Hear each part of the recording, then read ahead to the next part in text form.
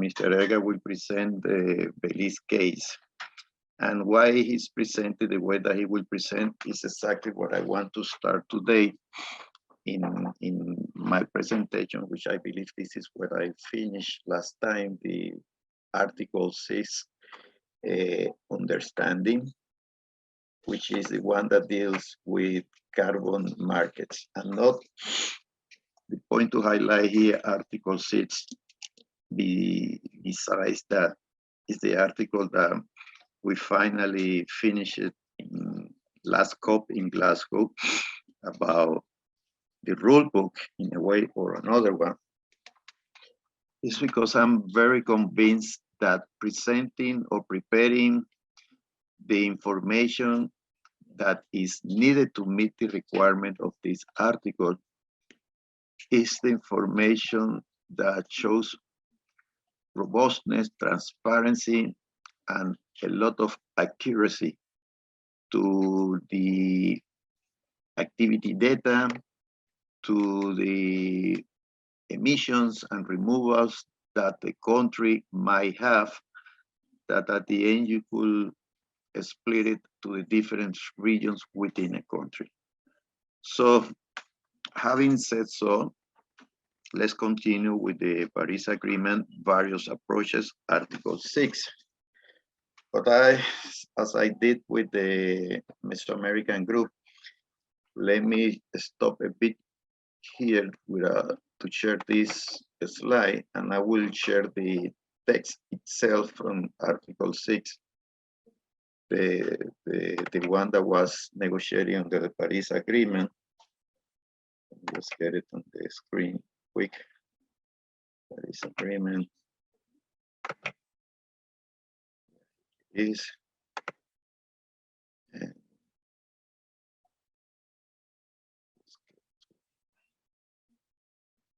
Article 6.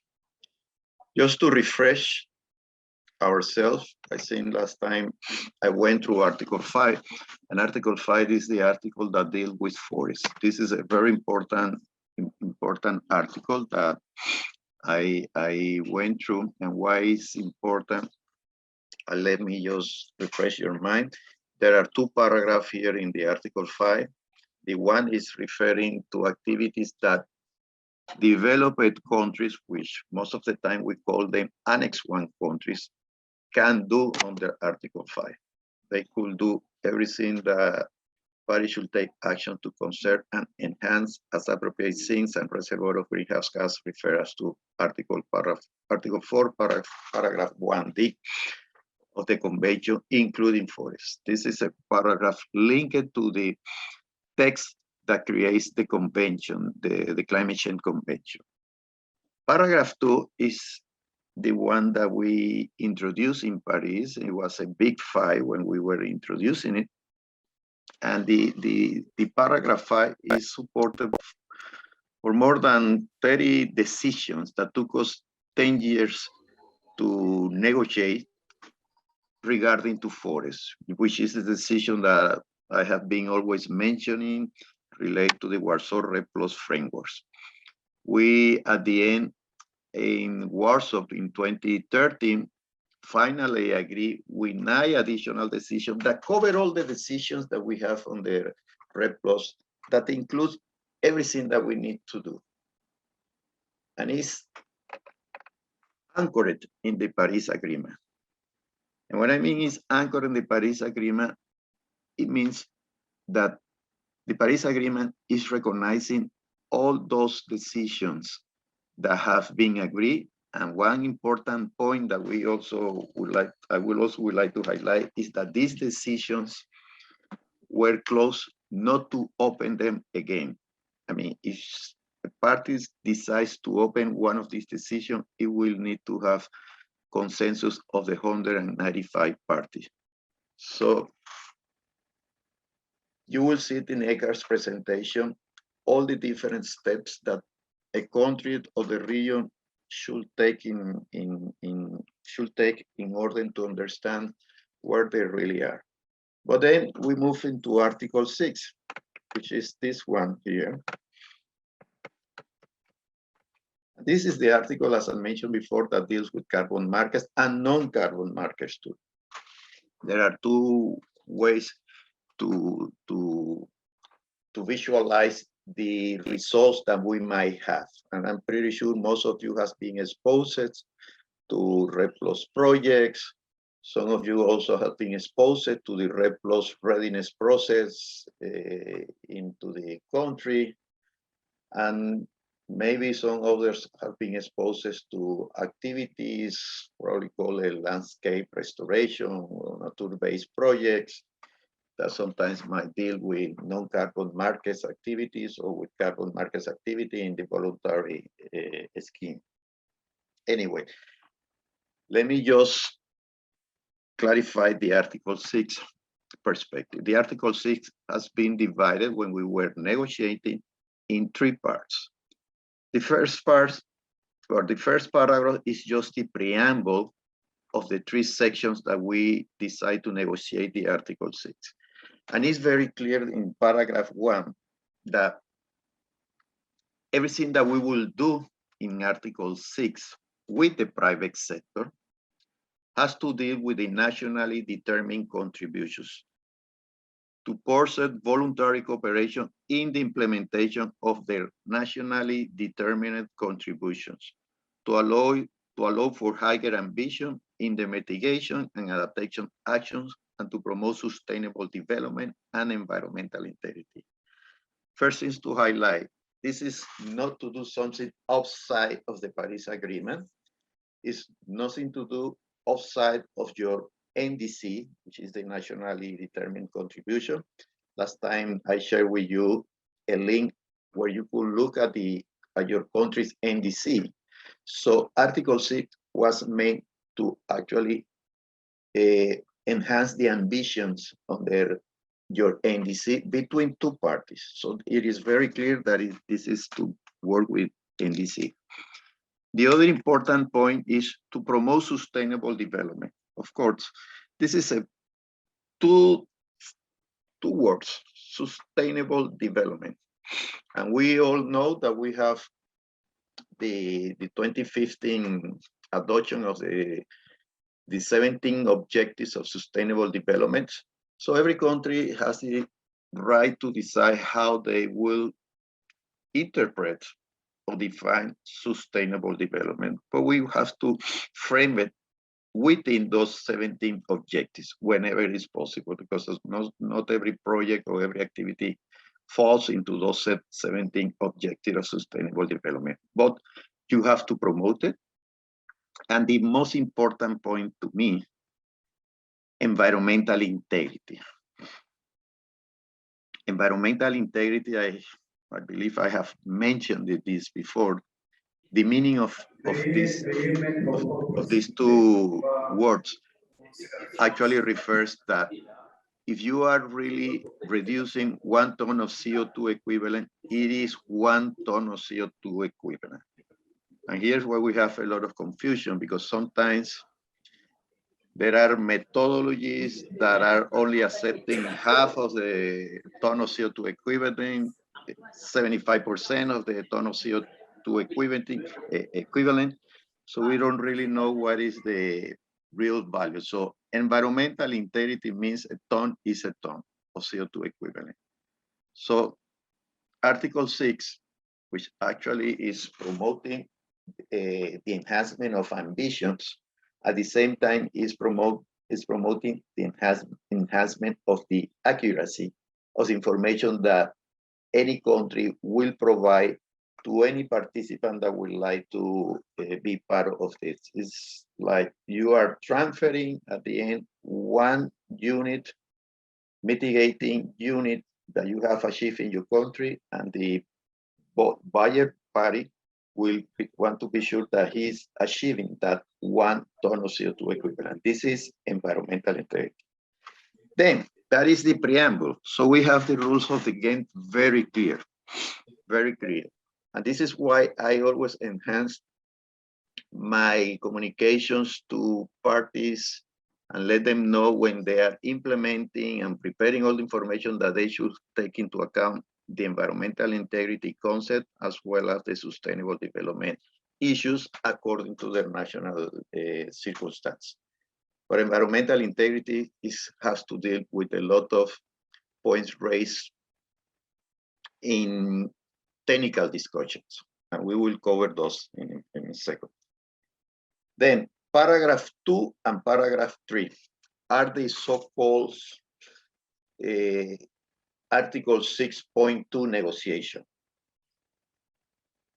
The good points that we could raise from these two paragraphs, as you could read them in the screen. Parties shall, when engaging on a voluntary basis in cooperative approach that involve the use of internationally transferred mitigation outcomes. This is the acronym for this forward is ITMOS, is the way that in these negotiations groups we call it ITMOS.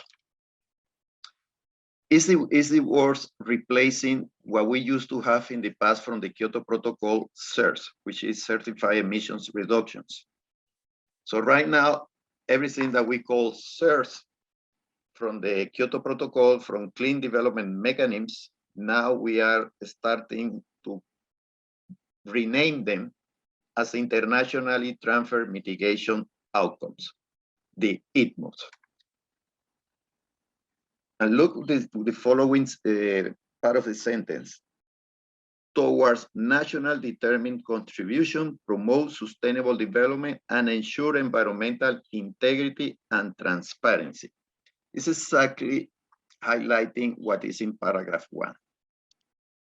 Promote sustainable development. The country needs to define what is the sustainable development objective goal, the 17 or the ones related to the project activities or the mitigations activities that you're doing.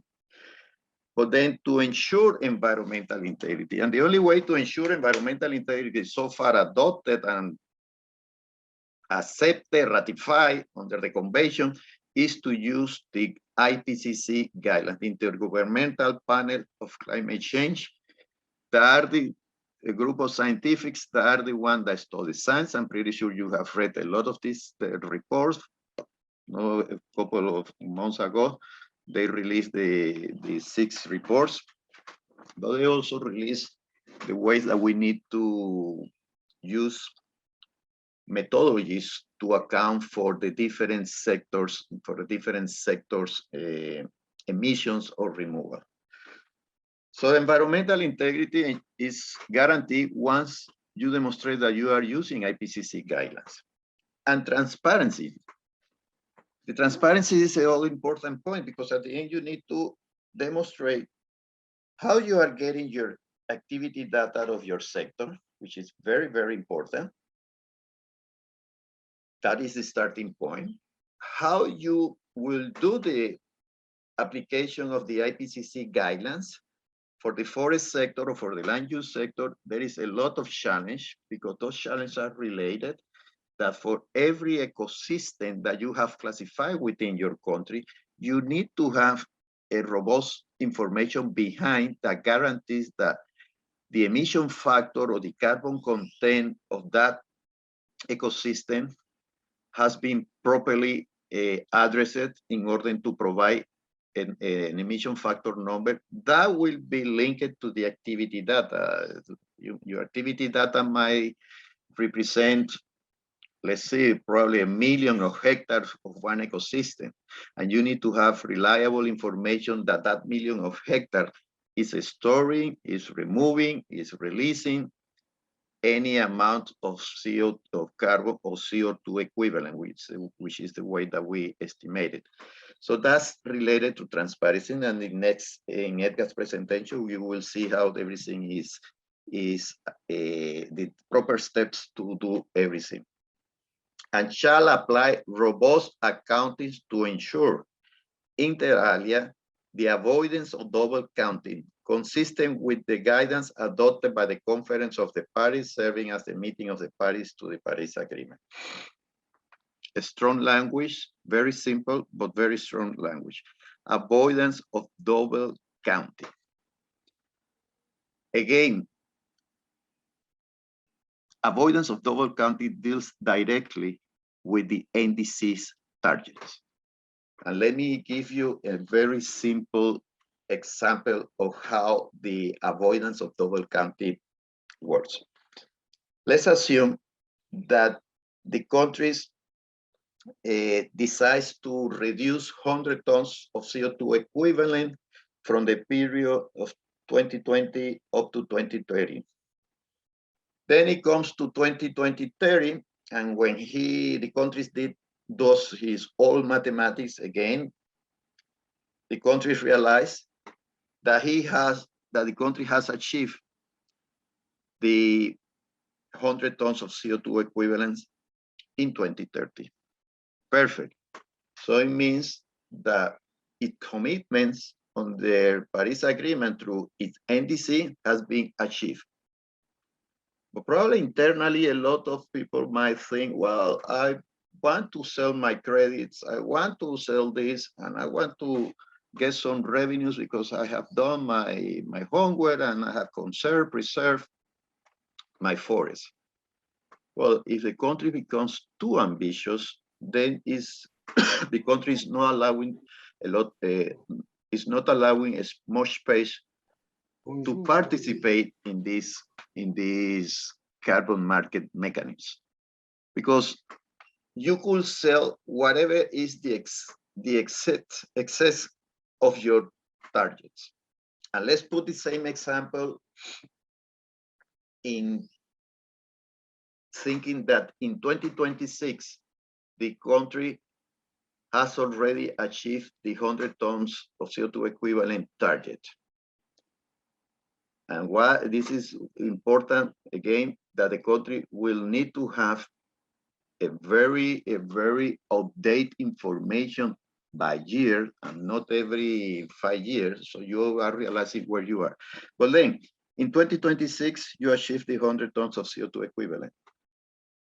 I'm pretty sure within the authorities, with all the different stakeholders, you could realize what the country has been doing very well that has achieved in a shorter period of time or before 2030, your commitment.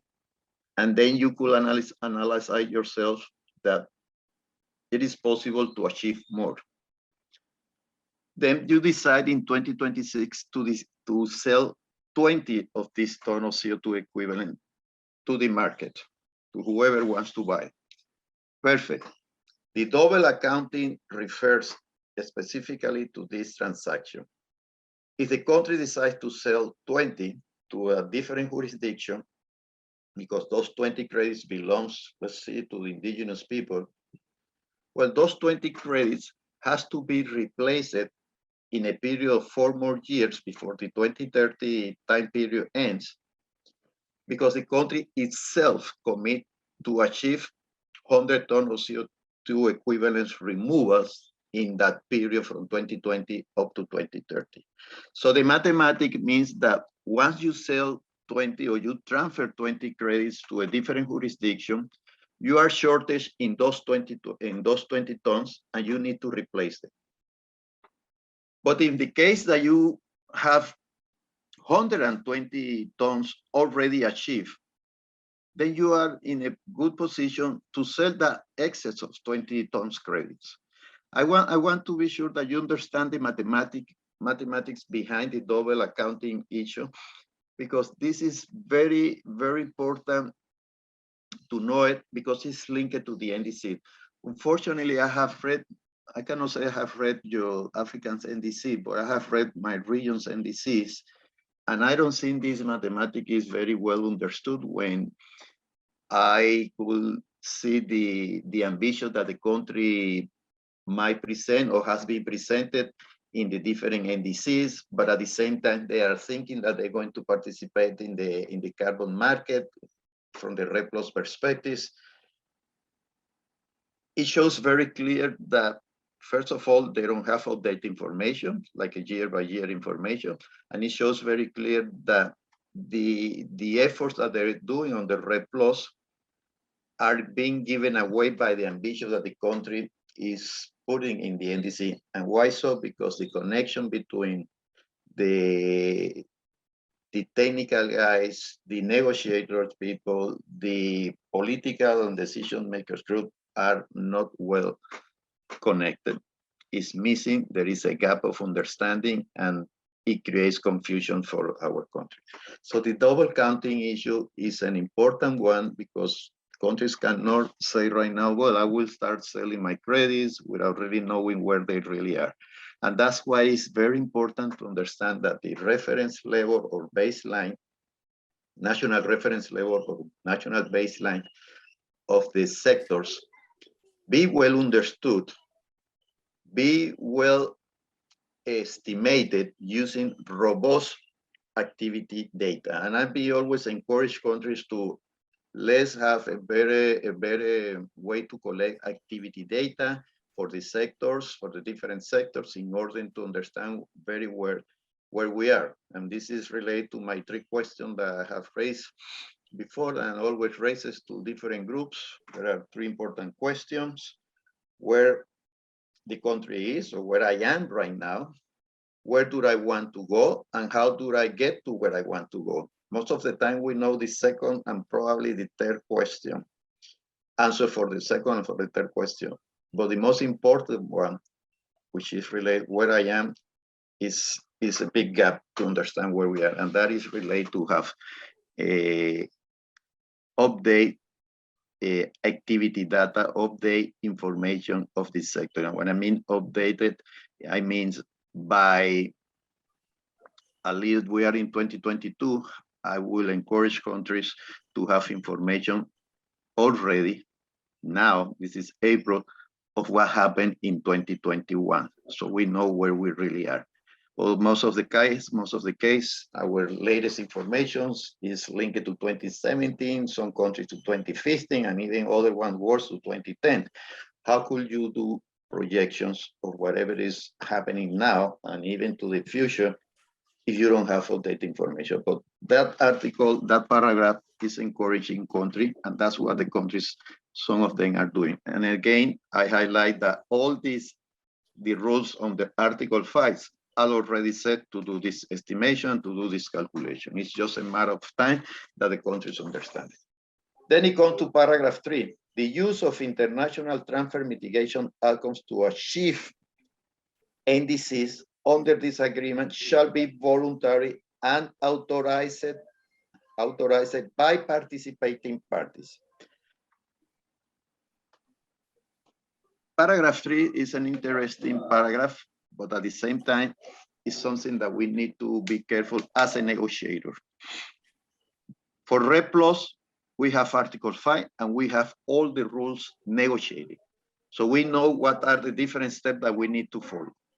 No doubt of so. But that negotiation or that approach is missing for all other sectors. Paragraph 3 allows two different parties to agree in whatever methodologies they believe they need to do. And under that concept, they could start transfers, what we call ITMOs, from one country to another country in order to achieve the NDC. This is an interpretation that is being given by many of the negotiators, most of them coming from developed countries. And that is the intention the intention behind, at least this is what we believe, is to avoid the rules that will go through 6.4, which is the article, the paragraph that we'll discuss with you in a minute. It means that if you and other could agree in whatever methodologies you are agreeing, you are allowing yourselves to meet NDC ambitions through that agreement, and leaving now a bit out, and this is the point of discussion, what we call environmental integrity. That environmental integrity is linked to use the IPCC guidelines, which is another mandate that we have from another decisions, and that is creating controversy. And why is that creating controversy? Because at the same time, the voluntary carbon standards community, the Vera community, the R3 community, which are standards outside the conventions, are standards that are following project-based approach, are trying to introduce the projects under Article 6.2. While at the Article 6.2 is very clear, is linked to NDC, and the NDC is very clear because it refers to nationally determined contributions, and REPLOS, as it is in Article 5, is a national scheme. Very important concepts to understand because this will be discussion of this year. At the end, as coming from Glasgow, as a result coming out of Glasgow, it is clear that, first of all, if you're going to use Article 6.2, the authorities of the country will have to give a letter of approval for those activities, whatever they are. We are understanding that if REPLOS is in your NDC, the country is approving the concept as it is in Article 5, and you get you are in the position to transfer any credit. However, it is always important to understand what is the baseline of your forest sector, which you will see related in the explanation that will be given by the expert. And at the same time, you need to understand your targets on your NDC. But this is important because right now it's kind of confusion at this point. At the same time, there is an Article 6 negotiated discussion that are starting to interpret or providing different views, different positions of how we are interpreting this Article 6. But this is clear that the letter of approval is important. It is to enhance your ambitions on your NDCs, and then you need to have all the concepts already set in your country. And two important points out of Glasgow's negotiation, or at last COP's negotiations, that all negotiators agree to define ITMODs. And one of the important points that is also creating confusion is that there is one concept called ITMOD must be a real, verifiable, and additional. How do we define additional? Real and verifiable is easy to demonstrate, but then how do we define additional? Under Article 5, additional means once you set your baseline, everything about your baseline is additional. So we don't have that discussion about additional.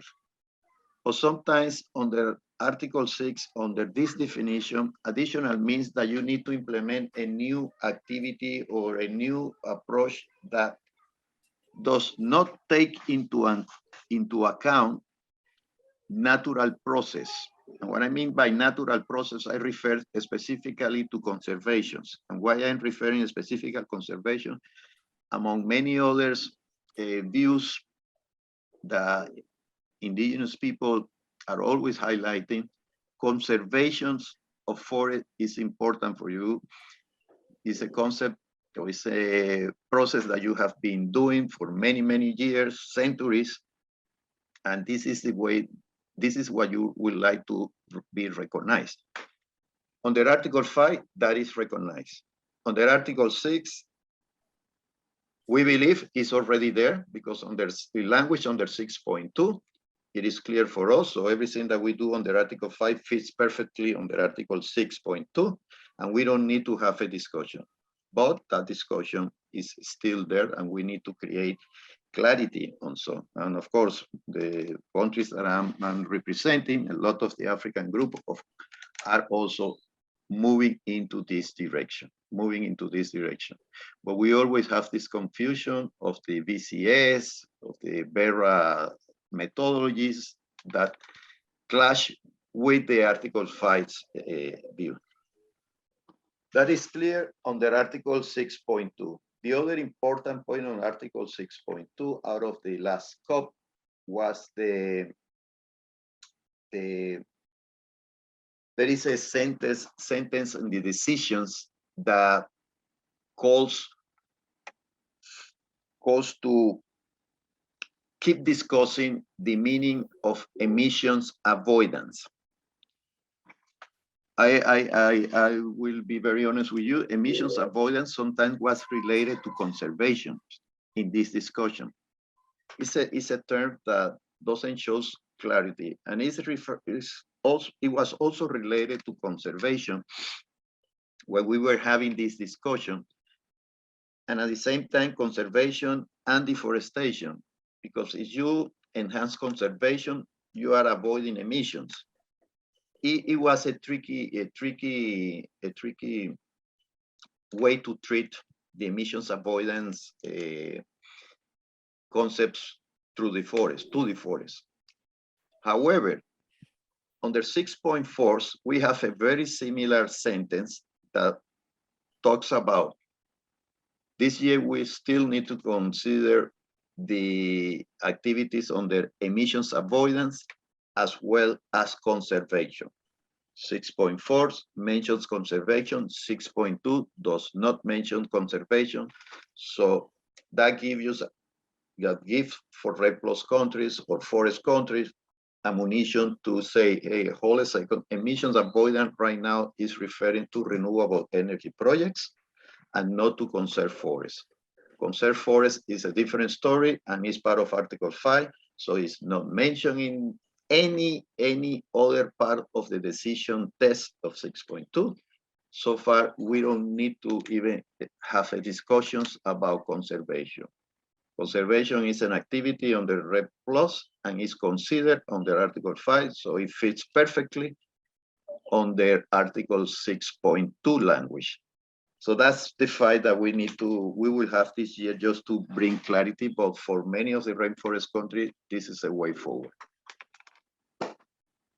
Clarity, a question on SOF. Let's see something on the chat. Just check very quick.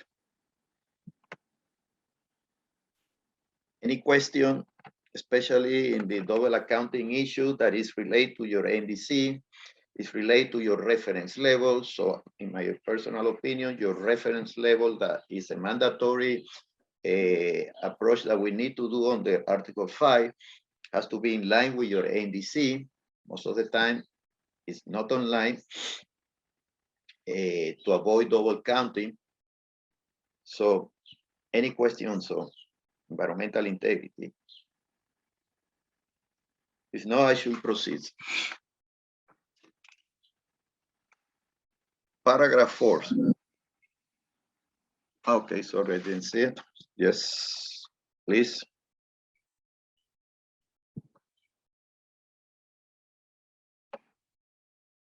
I don't see it.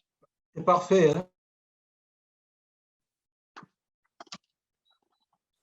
Oui, allez-y, parfait.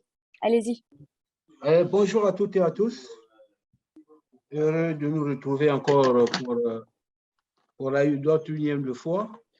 Je voudrais demander à Eduardo, avec une rapidité peut-être, mais de revenir un peu sur l'explication capitale sur l'intégrité environnementale. Alors moi, j'ai suivi avec brio, et je n'ai pas trop noté sur les calculs. S'il peut revenir un peu au moins pour 1 minute ou 2 minutes pour que nous puissions bien nous approprier de ses commentaires. Merci.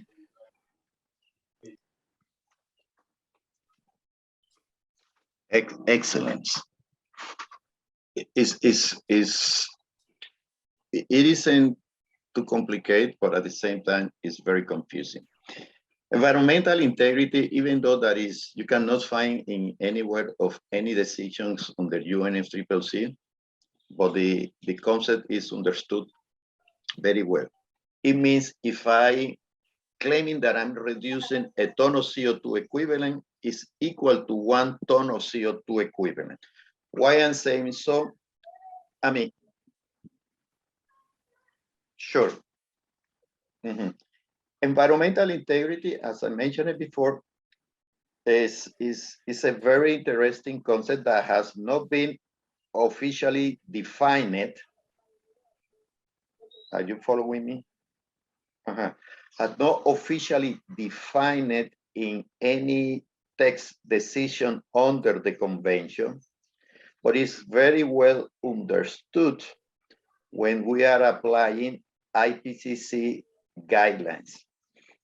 The IPCC guidelines approach environmental integrity, and it means that if you reduce 1 ton of CO2 equivalent, that really means that you are reducing 1 ton of CO2 equivalent and nothing else. Why so? And the best example is when you have, let's assume, a next area of your country. The mandate that we have under the Paris Agreement and under the convention is to follow the IPCC guideline. The mandate that is very clear for RED+, and it took about 2 or 3 years to agree on, so is to see how we were going to do the estimations, calculations of all these possible reductions on removals that our forests are doing or are emitting in every country. And we have to follow all these steps, all the necessary steps to create the robustness, the transparency, the accuracy necessary to deal as much as we can with environmental integrity concept, which means that if I'm estimating that my country from my deforestation is having a rate of deforestation of 10,000 hectares per year, that probably means that it's having 18,000 of tons of CO2 equivalents released into the atmosphere. That concept is important, and is the way that the mandate that we have to follow is to use IPCC guideline. And you do the analysis using the IPCC guideline for any part of your country. Then there is another project developer that comes to your country and do the same estimations using a VCS methodology, or use a VERRA methodology, or use R3 methodology. I mentioned just 3 methodologies, 2 different methodologies. And it comes to you when they approach you with the same area, with the same forest, the results are completely different to the one that you have estimated using the IPCC guidelines. Then which one you should believe? The VCS, the VERRA, the R3, or the one that you estimate under the IPCC guidelines? IPCC guidelines are agreed under the conventions, are agreed by the parties. The other ones are agreed by a group of experts that probably represent something different and have different interests. So when we mean to environmental integrity, we mean that we, first of all, need to follow IPCC guidelines. We have to demonstrate that a ton of CO2 is a ton of CO2, and the best way to do it is using that approach. We have to avoid confusion, and we have seen, for example, analysis that we have done to different countries, that the country might be reducing in the whole country, let's assume 5 million tons of CO2 equivalent in the whole country, and they are reporting that. But then at the same time, we also have seen a very small VCS project reporting that they are reducing 4 million tons of CO2 equivalent. It's a big difference. It's a big difference in the calculation and in the estimation. And of course, that is highlighting that the lack of environmental integrity in the methodology that has been used by whoever is implementing the VCS project is there. We need to avoid that. Regarding to the mathematics that I explained in the double accounting, and this is related to environmental integrity. And I put the example, one country reducing for a period of time, let's say 5 years, 5 million tons, Then at the same time, you have a small VCS project claiming that they are reducing 4 million of tons of CO2 equivalent. As a decision maker, and then probably you as a part of the technical team, you need to advise your decision maker which methodology you will use, because that is reported into your NDC. In your NDC, you probably commit yourself to reduce 1 million. And the national estimations are saying that you are reducing 5 million. So you exceed in 4 million your national commitments for the whole country. But then for the little small projects, they are claiming that they reduce 4 million. Which one you should believe? Which one is meeting environmental integrity? Then you have to follow your mandate. Well, what is my mandate? My mandate is to follow IPCC guidelines. Yes, because this is the one that are showing me that I'm meeting the environmental integrity concept. Then you have to sit with the VCS or redo the estimation of the VCS activity or the voluntary project activity that is claiming the 4 million credits, because that project want to sell those 4 millions. And it will allow the rest of the country without having that possibility to sell extra credits. So of those 4 million, of one small areas are the one representing the whole concept of the whole concept of emissions reductions or emissions removals in a specific country, or is the other approach that is following the decisions that we has agreed on the Paris Agreement. Those are the points that I'm highlighting right now with environmental integrity. And of course, this is a technological and methodological challenge that most of our countries, developing countries, are having right now. And specifically this year, after the negotiation that we had last COP, I have seen that Papua New Guinea put a moratorium in all VCS projects because they didn't know exactly what those projects were really bringing into the national accounting system that they have in place of the meeting the environmental integrity concepts. That's one country. Then I also heard that Indonesia is doing the same. If I come to my region here in Central America and the Caribbean, I heard Costa Rica is doing the same. They want to understand much better the meaning of the impact of those projects into their national country. Guatemala is also doing the same. So this is picking up because at the end, you don't want your country to sell credit that doesn't meet environmental integrity and put the country into a risky position to comply with the NDC. That's the point of environmental integrity. I don't know if I made myself clearer or I will explain it much better than before. Because this is environmental integrity. Two simple words are related to your reference level, your national base estimations, to your NDC, which is important to understand your NDC. So two concepts, two reports that countries prepare and presents, and to your commitments into your NDC. So did I make myself clear now? There is another question.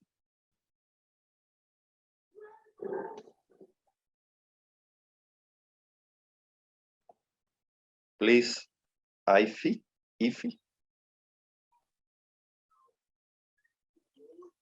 Oui, c'est M. Adolphe Bopé de la RDC. Bonjour à toutes et à tous. C'est bien expliqué, la question de mon frère parfait, mais le concept intégrité de l'environnement est trop fort et quelque peu réaliste parce que l'environnement, nous l'exploitons, l'environnement, nous en vivons, l'environnement, nous en dépendons. Ne fallait-il pas peut-être le concept de l'équilibre de l'environnement? Parce que l'environnement, tellement on l'exploite, nous en profitons, même s'il faut le reconstruire, il faut le protéger, ainsi de suite, mais l'intégrité pose problème. Est-ce que l'équilibre de l'environnement ne serait-il pas mieux que l'intégrité de l'environnement? C'est ça.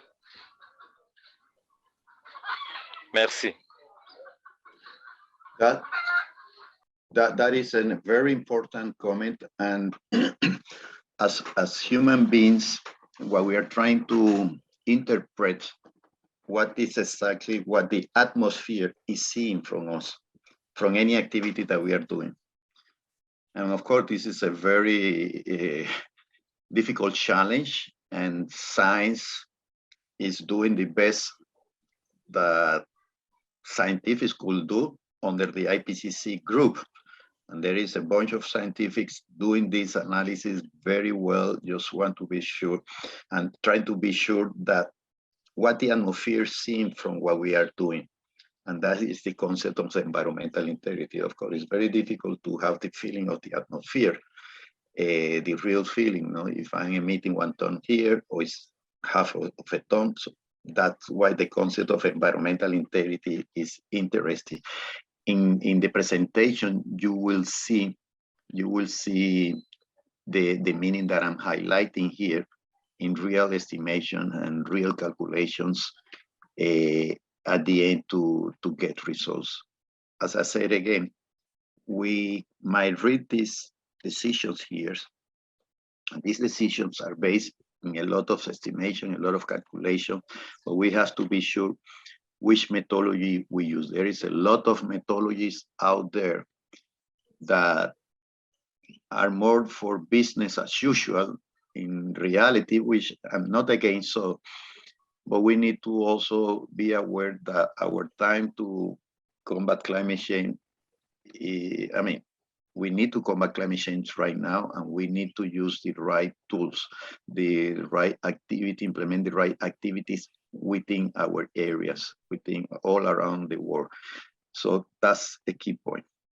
But I'm pretty sure you will understand it much better when Dr. Correa start doing his presentations about the different needs that a country will have to do in order to prove environmental integrity, in order to prove the concept of where we are right now, Article 6, that this country might have X amount of ton of CO2 equivalent to sell, but whoever is going to buy is want to be sure that is meeting environmental integrity concept.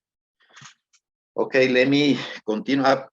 It's clearer now. Just to me, this is the most important part of negotiation, because I have a slide where I was asked what someone that does not much anything about negotiation needs to understand to become a negotiator. This is a final slide that I will present today, but it's related exactly what we are discussing at this moment. Any other question?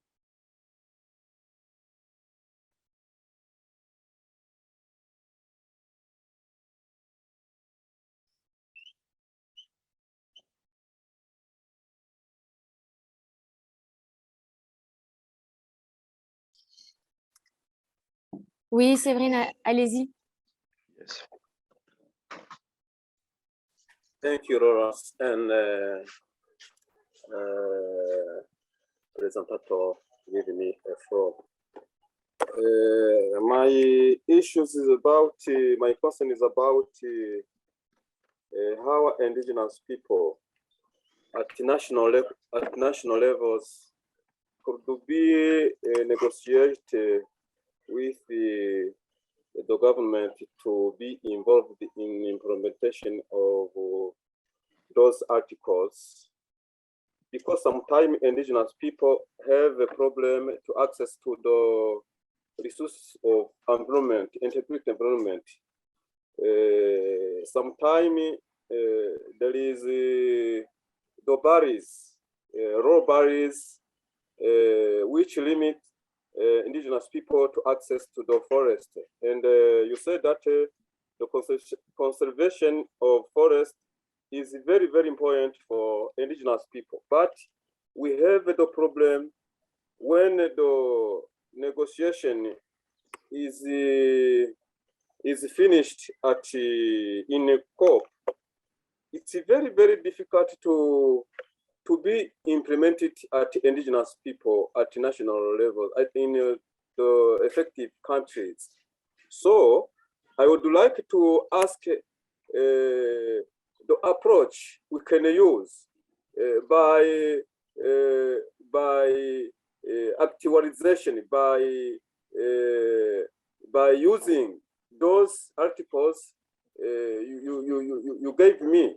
How can I use those articles of Paris Agreement? Thank you. It's a very good question. And I'm highlighting a lot Article 5. First of all, Article 5 includes the rights of indigenous people, the participation of indigenous peoples in this REP+ approach. And I always want to highlight that this is already agreed. There's nothing to discuss about. When we talk about landscape restoration, about nature-based approach activities or projects, it's an interesting concept, but we don't have any mandate to implement indigenous people's rights or not to implement it. It's up to the party or up to whoever is developing the project. Under Article 5, we have that mandate, and that is officially adopted, ratified, agreed, whatever way you want to put it. Second, I have been highlighting a lot that you need to read the NDC.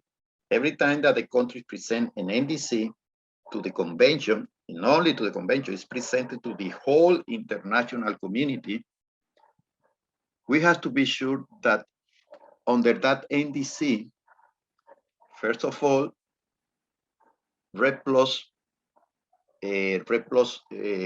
actions are there as part of the important activity that the countries will like to implement to mitigate, and only to mitigate, because REP+ also works as an adaptation process. Second, I have highlighted a lot that you need to understand very well where we are, and that is related to the activity data. The activity data is important, how you collect activity data. What we have provided, and you will see it in the presentation, is a tool. I have analyzed a lot of different tools, and the one that will be presented to me is the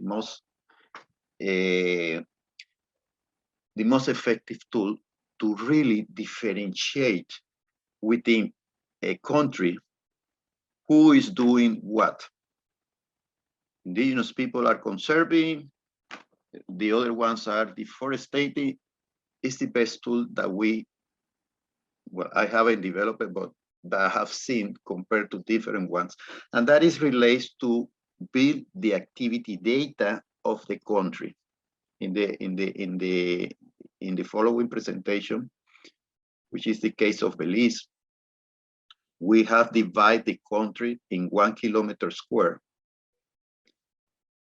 We create the capacity, we train the group over there to analyze every square kilometer of that country from 2000 all the way to 2018. I guess they already have it all the way to 2021. They see all satellite image of every year of every square kilometer. And they have group discussions about what was really happening. Everything started there. Of course, they are aware under the national circumstance and political circumstance of Belize, what might or not belong to indigenous communities. At the same time, we encourage this country to include the 5 REP+ activity. This is the key point. Most of the reference level that has been presented before the convention do not include the 5 REP+ activity. And the 5 REP+ activity, I'm going to highlight it again: emission, to reduce emission from deforestation and forest degradation. There are 2. Conservation of your carbon stocks, sustainable management of forests, which is another activity that I have seen indigenous people are engaged a lot in different regions, as well as enhancement of carbon stocks, which is related to reforestation, forestation, agroforestry, silvopastoral projects, and other activities. So once you include the 5 activities in your reference level, you are actually including the conservation and sustainable management in forest. But that has to be decided from the beginning. And as I said before, not every country is doing so. And again, I believe that many of our developing countries are doing the reference level as something that has been pushed by, let's see, the World Bank FCPF system and a bunch of consultants that are more focused in project-based approach and not to see the whole spectrum. By others, intentions, other reality, but not with having the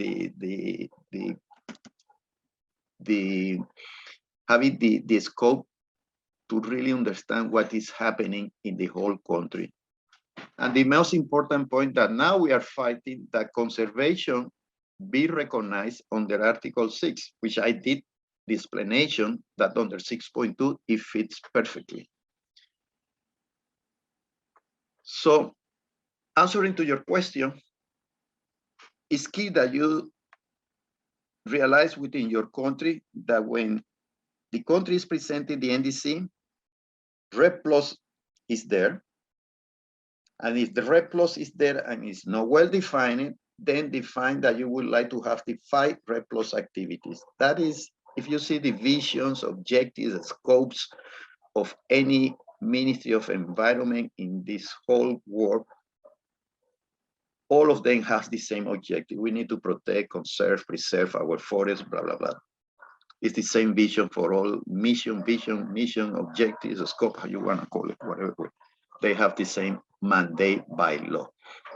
I haven't seen any Ministry of Environment with a mandate that we need to deforestate X amount of hectares in our country. Of course, that is a challenge. And that is what we are tackling on the REP Plus.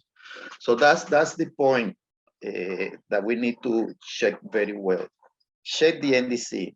Check that whatever they are doing in the country with your REP Plus activity under your baseline, include your 5 activities. Now, IPCC, the last 6 report, the 5th report, all the 4th report are actually highlighting that we cannot combat climate change if we don't take account the forest. I mean, it's no way doing the reduction of our emission of the 1.5 Celsius target if we don't get engaged with the forest. And the way that we have to engage with the forest is exactly the way that will be presented in a few minutes. Did I answer your question? Because I guess we should take a break, Lawrence, and Ega will start after that. Oui, merci beaucoup. Excellent, excellent. There is another hand raised by... Oui, on avait une petite question aussi de Île-de-France. Peut-être qu'on peut la prendre avant la pause. Merci beaucoup de m'accorder la parole. Et moi, c'est Île-de-France, peuple autochtone de Batwa du Rwanda. J'ai 2 petites questions parce que l'une concernant à notre communauté, parce qu'on voit que la conservation, en tout cas, c'est un concept très important dans le monde entier pour absorber le carbone. Mais pour nous, en tant que peuple autochtone et forestier, aujourd'hui, avec les politiques et les programmes de la conservation et de la création des parcs nationaux et des aires protégées, nous avons expulsé, nous avons en tout cas forcé de quitter notre terre traditionnelle et forêt. Aujourd'hui, nous n'avons pas d'accès. Nous n'avons pas d'accès. Quand on dit la conservation pour aux autres, c'est comme essayer de garder l'équilibre pour ne pas continuer d'avoir le chauffement sur la terre. Mais pour nous, on voit que c'est un enfer parce que la conservation, ça va en tout cas nous empêcher d'avoir l'accès à nos terres traditionnelles et forêts. Aujourd'hui, nous avons des problèmes particuliers parce que nous sommes une minorité au niveau du pays parce que au plus de 12 millions de personnes, nous sommes environ au moins de 36 personnes sur toute l'étendue du pays. Au lieu d'augmenter le nombre, nous sommes réduire le nombre. Nous sommes en voie de dispersion parce que nous n'avons pas d'accès dans nos terres traditionnelles. Là, c'est une première question. Avec la négociation, comment nous pouvons en tout cas avoir accès à nos terres, de façon que l'investissement selon la conservation, ça va nous donner des réponses de nos préoccupations. La deuxième petite question, c'est que beaucoup de fois, on voit que le calcul des carbone absorbé, ça va en tout cas à montrer qu'il faut avoir des connaissances très avancées au niveau de la science, au niveau scientifique. Parce que les peuples autochtones, vous voyez que nous avons beaucoup de problèmes d'avoir l'accès à l'éducation. Parce que quand on calcule le carbone absorbé, ça va en tout cas poser des problèmes au sein des peuples autochtones pour avoir comment ces investissements, comment on calcule le carbone absorbé aux terres gardées ou bien aux terres contrôlées par les peuples autochtones. En tout cas, pour moi, je propose, si c'est possible, ça va mieux nous aider d'avoir une formation particulière concernant comment on peut calculer le carbone et c'est quel coût, c'est quel investissement. Je vous remercie.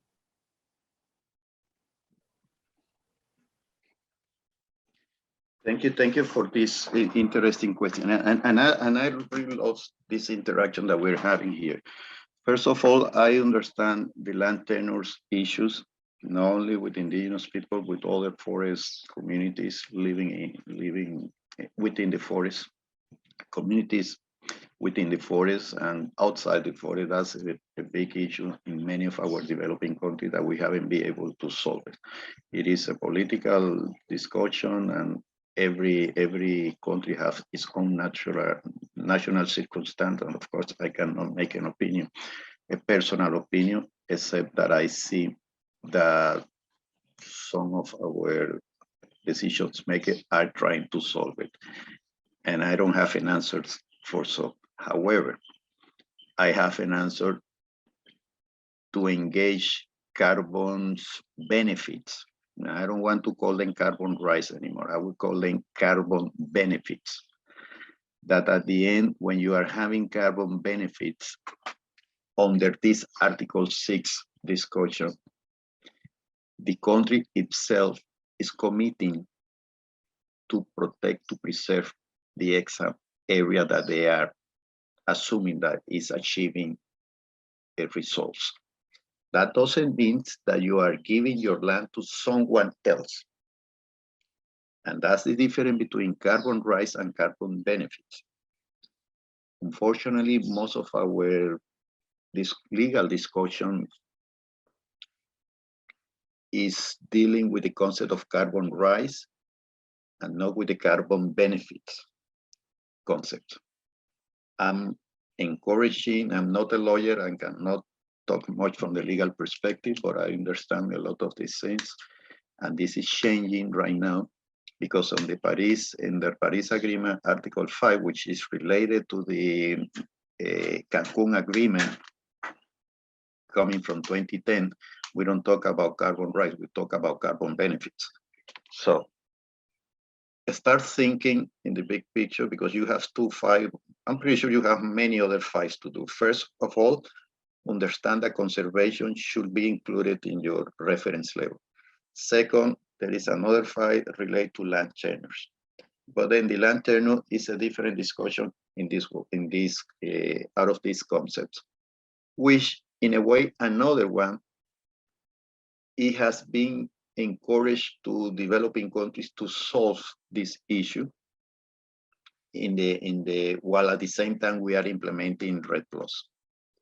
But you need to be sure what you are fighting in your country. I cannot make an opinion, personal opinion, the issues in Rwanda, and I could make comments in the issues in my country, which at least here we have moved this indigenous people agenda ahead a lot. I won't say it is completed, but we have special areas. It's about more than 30% of the national territory is under indigenous peoples reservation, protection, whatever we want to call it. That doesn't solve the problem of deforestation because you always have intruders into this area. But at least that is solved. It's more political structure. But they're still fighting. They're still fighting for different rights, different land tenures actions, which in our countries, if any outsiders will like to do any activity within indigenous people area, we need the consent and the approval of the indigenous people. Otherwise, we cannot implement any project. So that is clear here in my country, in Panama, where I base. Is a little bit different in other countries. And that's something that you need to keep fighting. But then related to conservation, of course, and I did fight conservation here in Panama, specifically for salt, because this is something dealing directly with indigenous people, which are conserving, preserving everything. What has not been achieved is so far here are the results. And I'm discussing right now with the authority because we also have new authorities 2 years ago, 3 years ago, and they didn't know what to do. Now they are waking up after 3 years. It always takes a time, unfortunately. And I'm highlighting it, hey, this is an opportunity that you might get, blah, blah, blah, because indigenous people are interested in what is the benefit sharing of the results that the country might have. And I am introducing the benefit sharing mechanisms that if you collect the activity data, as you will see in Edgar's presentation, in a transparent way, you realize yourself what is your contribution.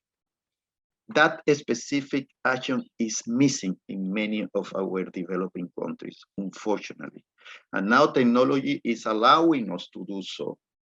And we have, I could see the Mesoamerican region, all Central American countries have included conservation in their baselines. Not all the 5 activities, but conservation in the baseline. But then from our region, we have Panama, we have Belize, we have Dominican Republic, we have St. Lucia Islands, and we also have Dominican Islands that are included in REP+ activity. And will allow them in a way or another one to really have a very robust benefit sharing mechanisms that identify who is doing whatever they are doing in order to preserve or conserve the forest and get that benefit, whatever the benefit might be. At the same time, I highlight that I'm providing advice to another organization in order to monetize this, that create this benefit sharing mechanisms in a way that goes through everyone that has to really doing things good for the forest with a good price. And when I'm talking about good price, this is another discussion. If I see what the World Bank is paying, it's only paying $5 ton for CO2 equivalent that you increase, reduce or remove out of your baseline. $5 isn't enough. If you go, when we had the program of the Green Climate Fund, they were only paying $5 and request a lot of other additional information. $5 is not enough. Now there is a action about this architectural REP+ transaction, which is the so-called R3, supporting the lower raising finance for forest, the LEAF coalition, and that is paying $10, a bit more. This organization that I'm working are fighting for higher price, and right now we have offers for countries that have proved everything in the order of $13 and might be $16 by a couple or 3 more months.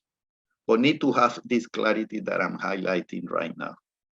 So the price is important too, because the higher the price, the most benefits that you will get to solve your issues wherever you are. But then the land tenure is one challenge. I don't talk about carbon rights. I talk about carbon benefits, which is the language that we use on or agree on the Cancun Agreement. And it's all along the different texts of REP+ decision. But you need to build everything from the beginning. As I always say, we need to know where we are. And most of the time, we know what we want to do. Yes, we want to preserve, conserve, and we would like to do in this way, but we don't know where we are. And that is the most important decision that you need to have in order to define the rest of your possible benefits that at the same time will allow you probably in your land tenure discussions.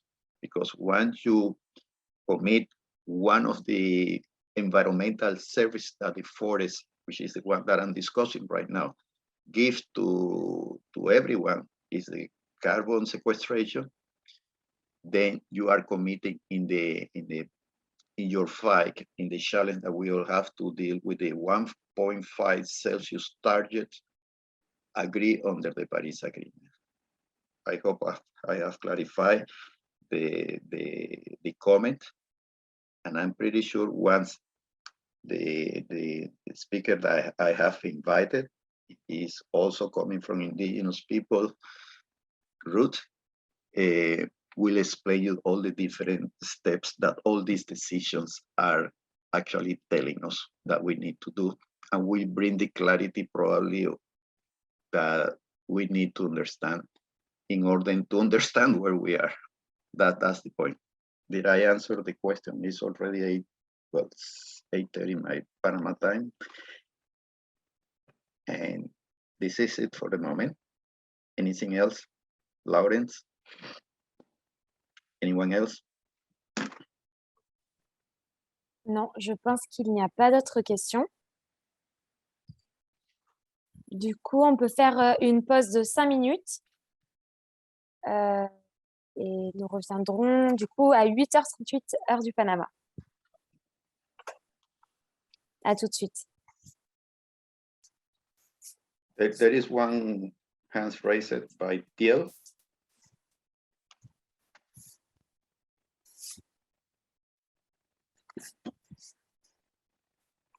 Diel, vous avez une question? Excusez-moi, je n'avais pas vu la main.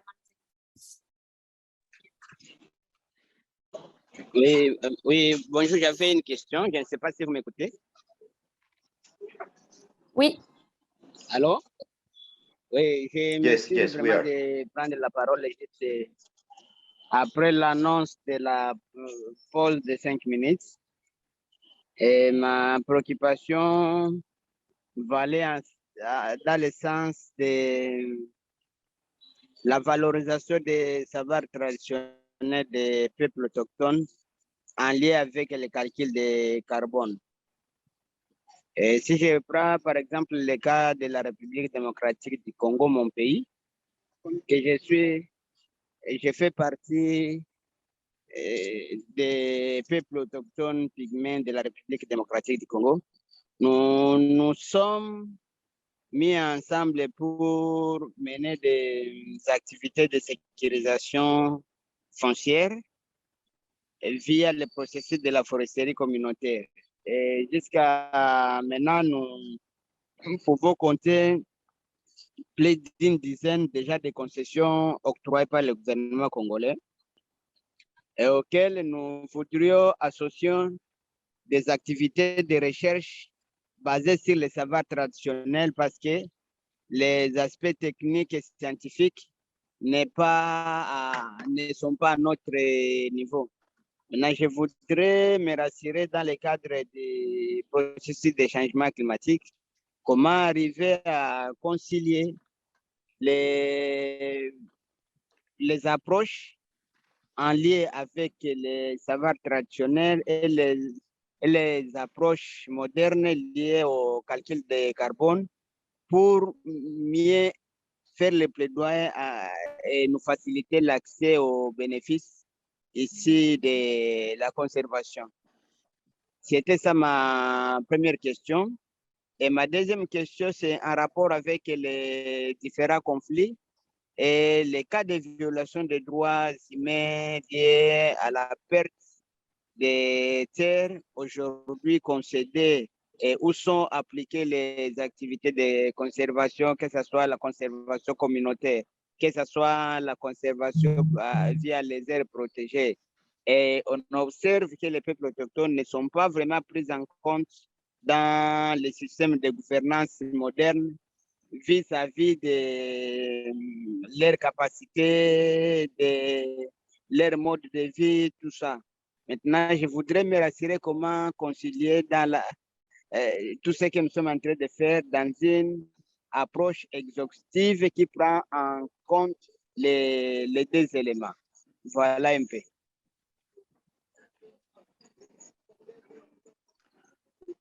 Thanks for the question. Is a key question. I will allow Edgar to explain how do you deal with conservation's information. He will show you how to do it. But trying to answer the second question, this is something that you also need to watch very carefully, is the benefit sharing mechanisms that is being on their preparations in your own country. That deals directly with the Cancun Agreement safeguards. And in the safeguards, the Cancun Agreement safeguard deals directly with indigenous people's concerns. This is important that you be aware of, so request that information. That as a fact, I think I sent the link, but as a fact, in the Red Plus Information Hub of the convention, for a country to receive any payment, they need to post this information. And you could see if you having access in your own country, you could see it if your country has proposed that information to the UNFCCC Secretariat, because it has to be posted there before they receive or be recognized any results that they might have. So the process is very transparent. And of course, my answer to your question is when you do the national approach in the way that Mr. Edgar will present, you realize all of these issues that you are raising. And you realize year by year.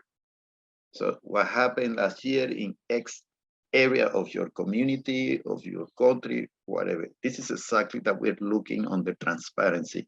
So we are aware of what is happening. And to me, the way that Mr. Edgar will present now is the best approach to start dealing officially with this concept. I want to highlight again two different important points. If you do the project-based approach, it is very likely that your concern just raises will actually be ignored completely. If you do the national approach, your concerns won't be ignored before the country receives any possible payment of the results. That's a big difference between the two concepts of the project-based approach that might probably concentrate in just one area of your country, while in the other part of your country, there's a lot of other problems that has to be solved.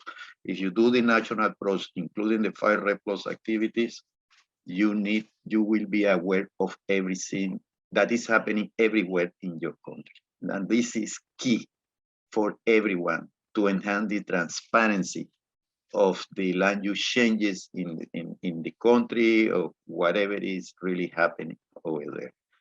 That's my best advice. Of course, I'm not a decision maker. I was a long time ago here in my country, but this is something that you could find. And this is part of the training that I'm giving to you to help you to understand the language of these negotiations. That is important for you to have your own fight internally. But the first thing that you all need to agree is exactly what you want as a group. If your whole group doesn't agree that conservation is important, then conservation will be out in one country, will be in another country. You need to fight for, so you need to fight that all the REPLUS activities should be included, so you have a clear vision of what is happening to avoid compensating someone or to avoid this perverse incentives that most of the time are focusing in groups that are causing emission from deforestation and forest degradation, and aren't benefiting groups that are preserving and conserving the forest. This is key, and the only way to do this is including the 5 REPLUS activity and including a national approach vision of the country. Interesting comments, interesting question, and I hope I from my personal perspective, I'm advising the way that it should be taken. Should we take the 2 minutes or 3 minutes break? Edgar is already waiting to present.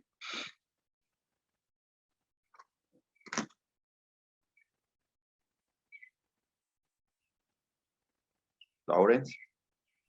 Oui, oui, donc on peut prendre une pause de 5 minutes. Nous reviendrons à 8h47 heure du Panama. À tout de suite. Merci. Merci. Okay, stop sharing.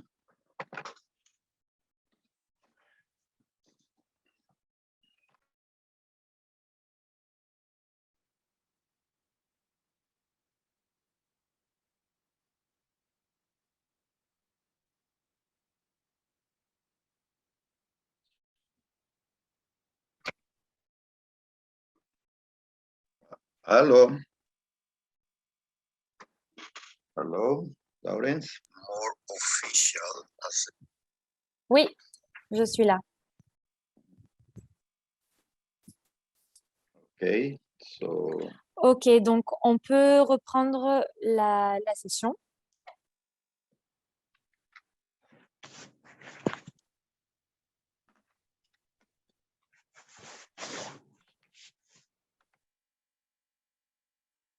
Donc, Edgar Correa, dont nous parlait à l'instant Eduardo, est parmi nous.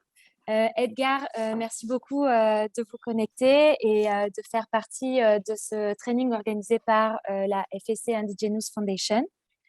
Je vais présenter rapidement Edgar, puis je laisserai la parole à Eduardo et à Edgar. Alors, Edgar est bélisien et a travaillé pendant 8 ans pour le département des forêts du Belize et est actuellement responsable de l'unité de surveillance géospatiale. Il est titulaire d'une licence de l'Université de Belize en gestion des ressources naturelles et a suivi des formations en leadership, en gestion de projets, en système d'information géographique et des cours de certification en télédétection. Il a travaillé et acquis de l'expérience avec plusieurs scientifiques et experts nationaux et internationaux dans les domaines de la gestion forestière, de RED+, de la gestion de l'utilisation des terres et du changement climatique. Au cours des 3 dernières années, Edgar a dirigé le développement d'un système robuste de gestion des données d'activité pour le Belize et un auteur clé dans l'élaboration de l'inventaire des gaz à effet de serre, des forêts et des autres utilisations des terres. Edgar a dirigé la collecte des données sur l'utilisation des terres afin de mettre à jour les informations du Belize. Il a utilisé ces informations pour le développement de statistiques forestières nationales afin de guider les rapports tels que des communications nationales, la mise à jour de la contribution déterminée au niveau national, la stratégie du département des forêts, les évaluations des ressources forestières, la stratégie RED, la stratégie nationale de restauration et bien plus encore. Il a également renforcé les capacités de plus de 30 experts techniques du Belize et a utilisé l'outil Collect Earth Desktop et a développé leur système de surveillance des forêts en utilisant des compétences en géospatial et télédétection. Sur le plan régional, Edgar a également conseillé d'autres pays des Caraïbes et d'Amérique centrale dans le développement de leurs données d'activité pour leur outil d'inventaire des gaz à effet de serre et de développement de leur rapport sur le niveau de référence des forêts. Il a été affecté à plusieurs groupes de travaux nationaux et internationaux pour donner des conseils sur le processus RED et en tant qu'expert forestier principal. Plus récemment, il a été un élément clé de l'équipe pour le développement d'un programme durable dans le secteur forestier, dans les activités de mesure, de rapport et de vérification du Belize. Merci beaucoup Edgar et c'est un plaisir de nous avoir parmi nous.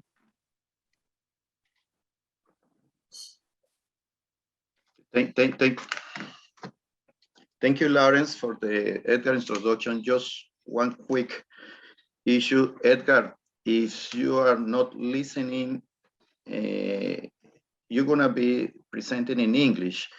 There is a translating button right next to share screen.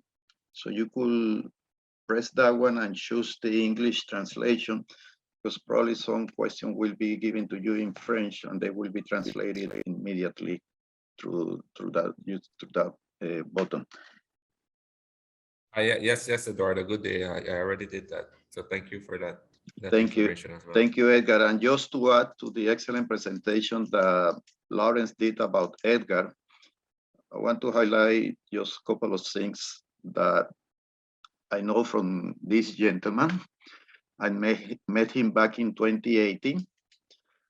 And in 2018, this gentleman didn't know anything about RED Plus, about negotiations, the text that I have been presenting before you during those 2-3 sessions that we have had. He didn't understand well the IPCC guidelines. He didn't understand most of these concepts. He is still a forest technician, but now, after many sessions, after engaging himself with a process that he really liked, he has become an international expert within 2-3 years. It's a lot of things that this guy has learned. He's considered again as an expert that some of us, some other organizations are using to enhance the capacity, the technical capacity of what we were discussing just an hour ago regarding to Article 6, regarding to Article 5, regarding to Article 4, which NDC, blah, blah, blah. And what is really most or very important to highlight that his roots are from the Mayans, Maya indigenous communities, indigenous groups. So he has roots over there. So he's one of yours, he's one of us. So here's what Edgar will present on the Belize approach. We include the comment that we were just discussing before we took the break. Edgar, the floor is yours. Please go ahead. Yes. Good day, everyone. Thank you, Eduardo. Thank you. Thank you for this opportunity to present to this group.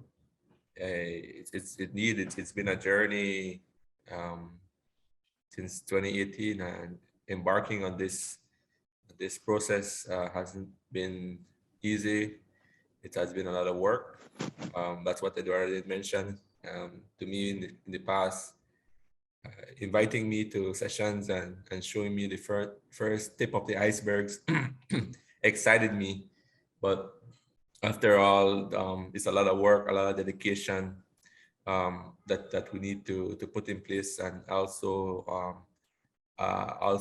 to understand exactly what national circumstances would entail for the decisions, and how can we use those commitments to benefit the country, and also benefit communities at the end of the day. So I'll be presenting on overall process. It's a really long process. I'll try to be as brief as possible. Let me see if I can share my screen.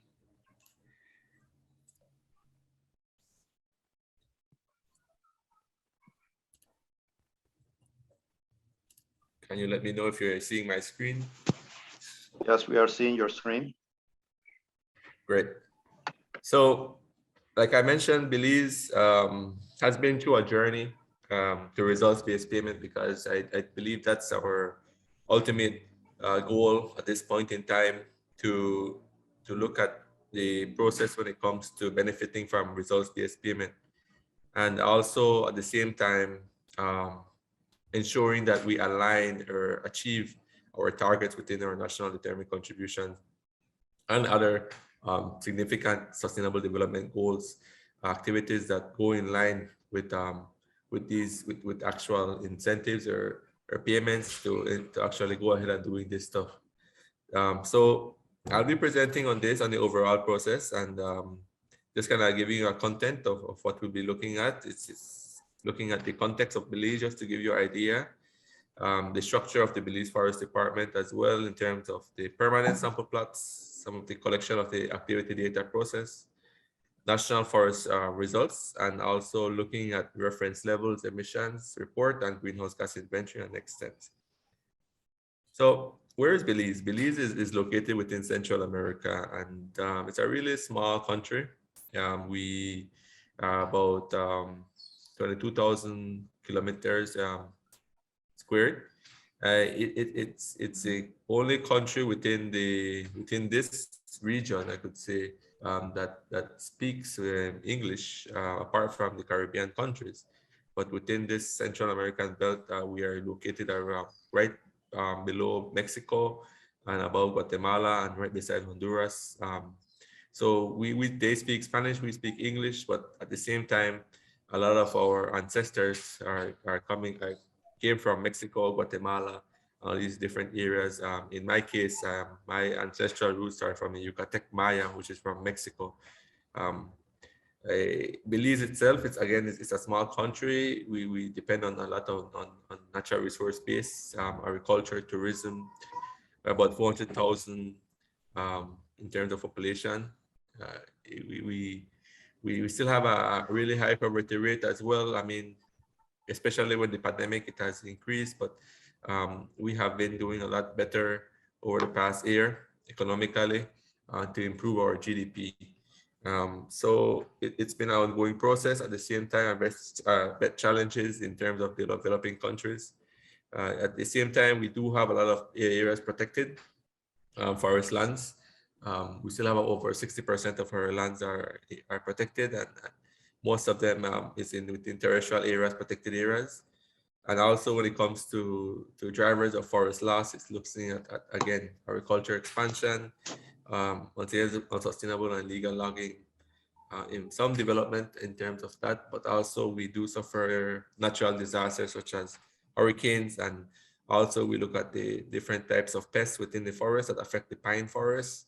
And also we do have climate change activities that are affecting more and more in terms of wildfires, anthropogenic activities increasing within Belize.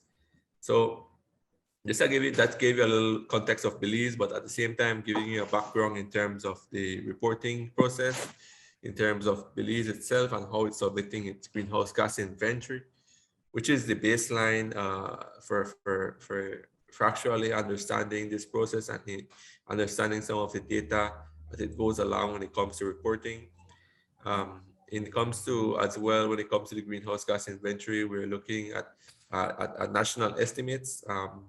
It looks at a policy in terms of understanding the magnitude of Belize emissions, and we cover 6 main greenhouse gas inventory under the Kyoto Protocol. So as well, we are more, in my case, I mean, in terms of looking at the different sectors, we're mostly looking at the AFLU sector, but they also have additional sectors when it comes to energy, industrial, and waste as well, which is our other key sector leads. I am a key sector lead for the forestry and other land use sector. And here we're dealing with greenhouse gas inventory, like I mentioned. We're looking at national estimates and annual estimates at the national level, so the national approach. So in terms of the requirements, all countries are communicating every 4 years, including the biannual updated reports every 2 years. Those who participate, countries that voluntarily want to participate in REPLUS, should present a reference level and should be consistent as well with in terms of its greenhouse gas inventory. Also, when it comes to the Paris Agreement rules, I mean, we need to allow know that the countries report in terms of the greenhouse gas inventory to understand its process of its national determined contributions activities. So in terms of its actual emissions and removals of forests, this is basically looking at our structure in terms of collection of data for the greenhouse gas inventory. So 2 main things we look at in terms of these elements, which are activity data, which is land representation, and also emission factors, which looks at forest carbon pools. And this will actually sum emission estimates at the national level when it comes to carbon stock change. I'll get into this much more afterwards. When it comes to the actual activities and in terms of activity data collection, we use a monitoring system. This is mostly remote sensing, looking at satellite imagery. And also when it comes to collection of emission factor, it's mostly done through National Forest Inventory, which is looking at permanent sample plots, which I'll get into afterwards as well. So for RED Plus, I imagine you guys have been touching this topic very much throughout the training, but nevertheless, for Belize, one thing I wanted to highlight is that we focused on the 5 main activities and included it within our process from the start.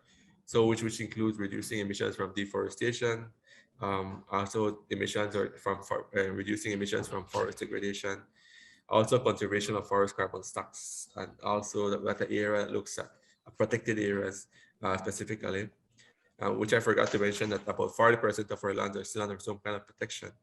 And also when it comes to sustainable management of forests, and of course, enhancement of forest carbon stock naturally, and also reforestation activities or restoration activities. So where are we in terms of the phases of RED Plus?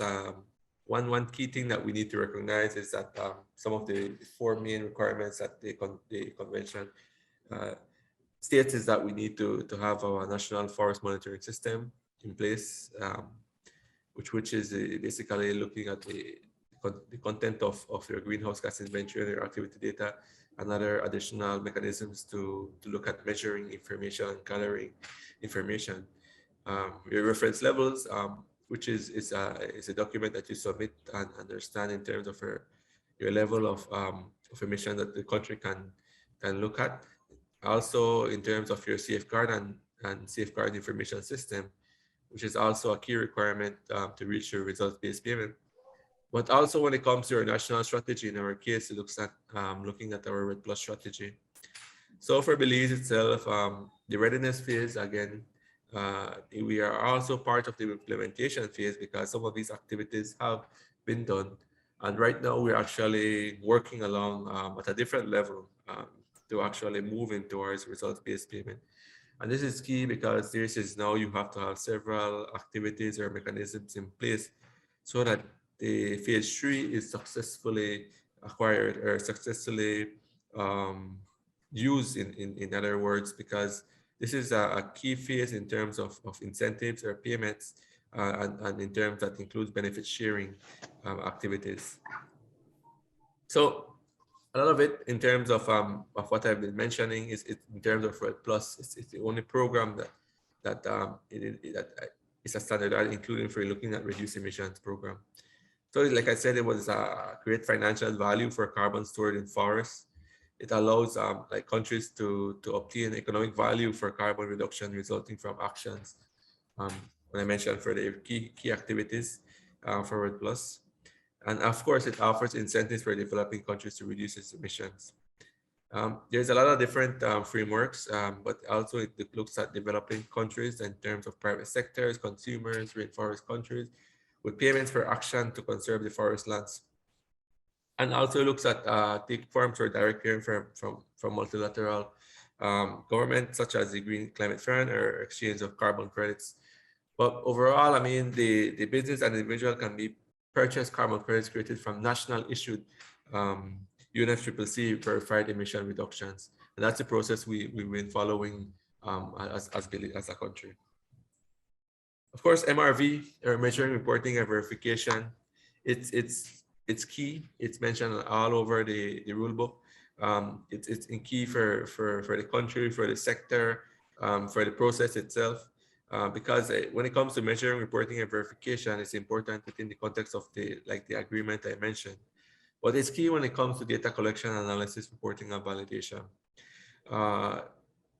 For Belize itself, I mean, we have been successfully in terms of now having institutional arrangements done to actually create an MRV program specifically for the forestry and land use sector that allows us to dedicate staff and also resources to look at these activities and report on them and collect the data, which has allowed the decision makers to have a clearer path in terms of which way to go in terms of reporting at the national and international level. But also when it comes to providing data for national reporting commitments, it's important as well. But also when it comes to entering the carbon market and results-based payment under RED Plus. So for us, in terms of the reference level, we looked at 15 years baseline, and we're now looking at data for 3 years, assessing the reference level to determine results. I'll get into all of these things afterwards. For Belize itself, the RED Plus process, again, it started in 2013, where we actually signed a World Bank, signed a contract in agreement, participation agreement in 2014. A grant agreement signed in 2017, and also looking at RED Plus preparation grant of a total of 3.8 million, which started off then at that time in late February, early 2018. And that's where Eduardo came on board and was guiding us through that process. At this time now, the structure is a little bit different.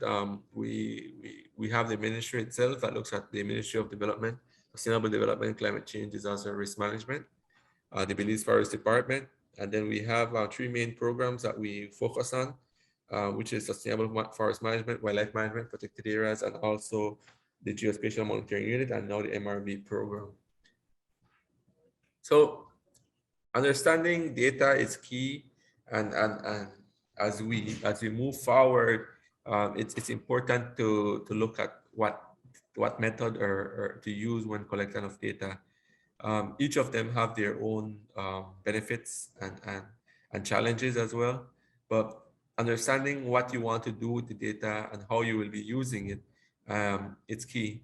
So in terms of methods, there's many methods, there's several tools, and we had to look at these, do analysis in terms of what to use when it comes to reporting and what could the country itself at that time adopt to actually get the results it wanted or the output it was reaching out to.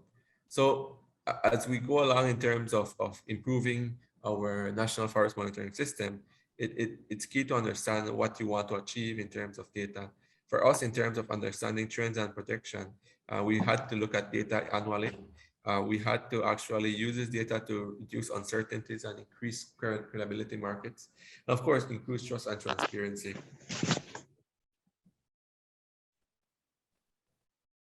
So again, summarizing in terms of our assessing Belize results, there are two main activities that we look at. It's looking at use of land use change, which uses satellite imagery, and also collection of greenhouse gas inventories, emissions or emission factors that work through this national permanent sample plots network. And this allows us to develop several different outputs, which look at the inventory, gas inventory, our measuring reporting verification mechanisms, national forest monitoring system, our forest reference level. This information will use to updating our national determined contributions. Also information used for develop of the RED Plus strategy. And also when it comes to presenting of results, when it comes to the technical analytics.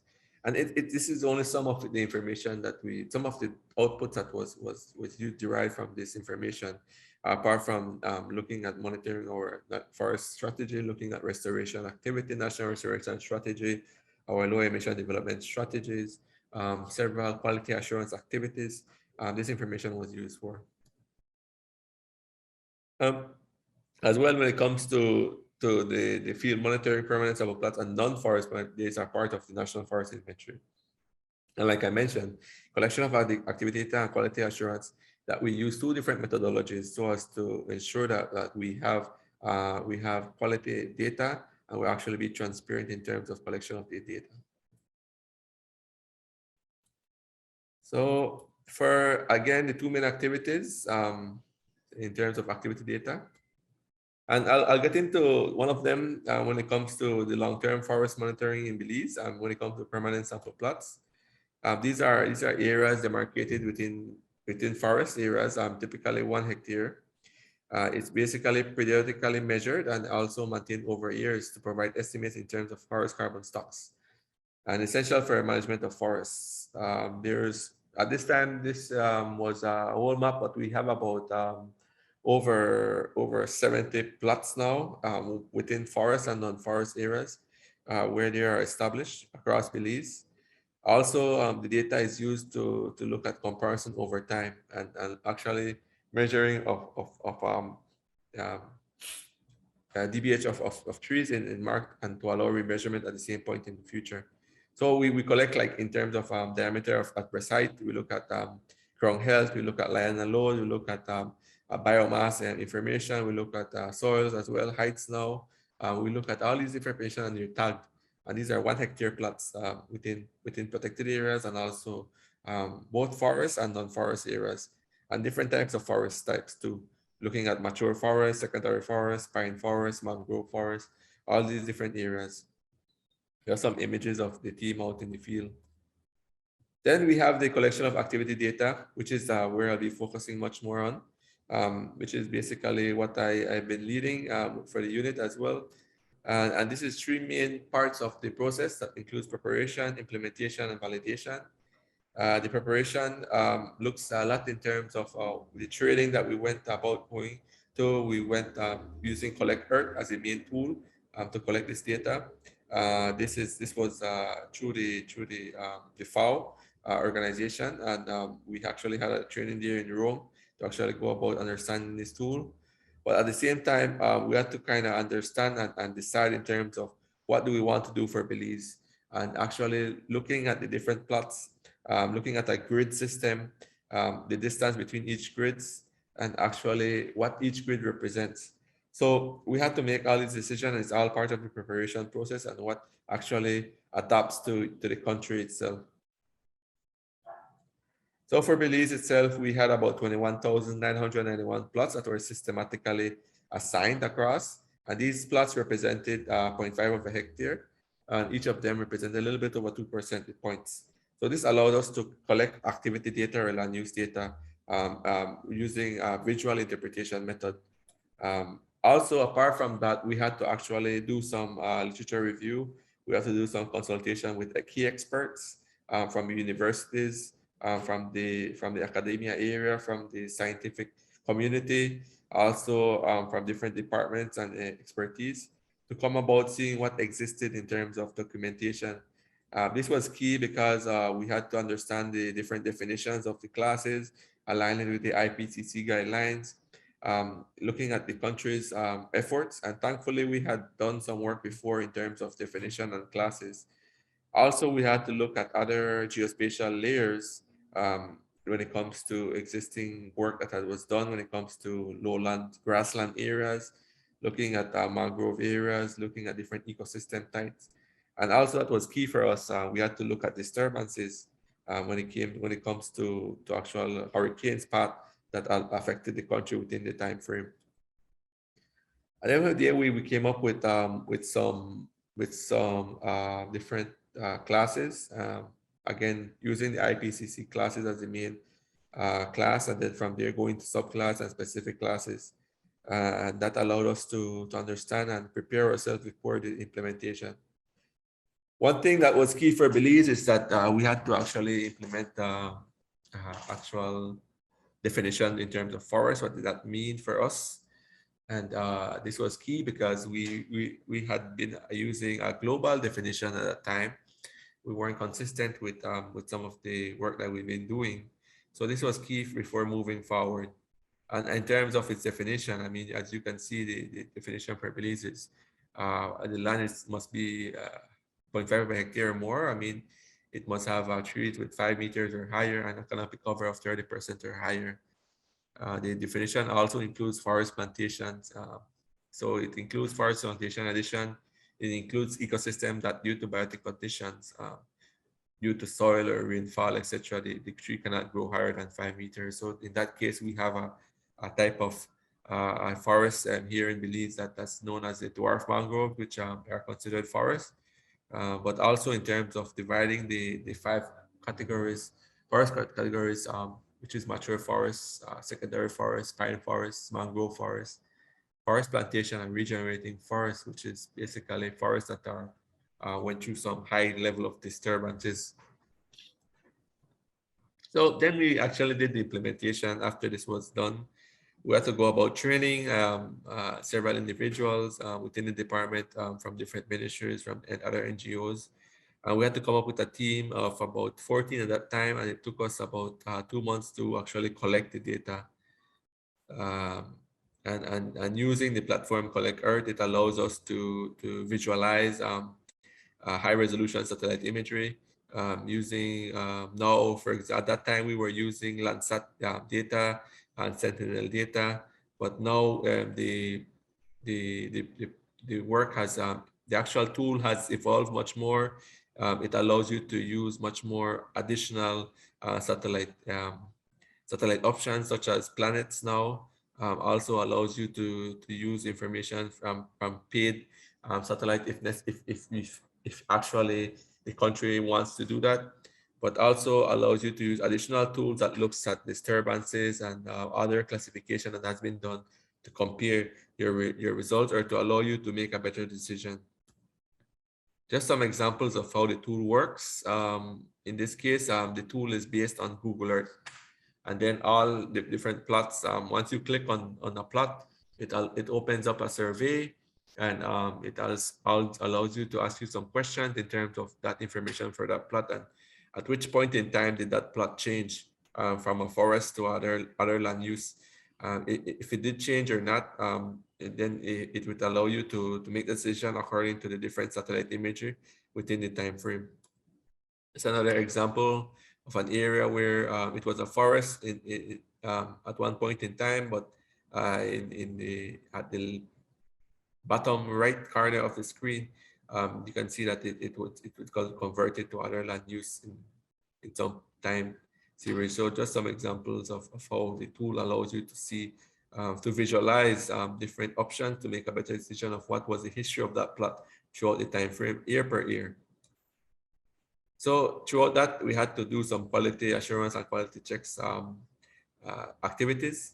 This allowed us to ensure that we are collecting data, that we are actually being consistent with our way of collecting data. If we had any questions as a team, we had to actually understand what was being requested. We had to look at what efforts is needed to improve the process as well. It was a tedious process throughout the 2 months. So it's really important to have your team well aware of the different rules that exist. Validation itself, again, took some time. We had to do a workshop. We did a 1-week workshop after collecting the data at a pretty nice resort, which was good, and which allowed us to look at the data using a basis intelligence tool called Saiku, which is part of Collect Earth, which allows you to filter out the uncertainty of the different plots that may be causing confusion, or you're not uncertain that it doesn't occur. You filter those out, and then you go about doing some additional reassessments. We actually had to go about doing some additional reassessments with the team, which is about an additional 3,000 plots, which takes us some time.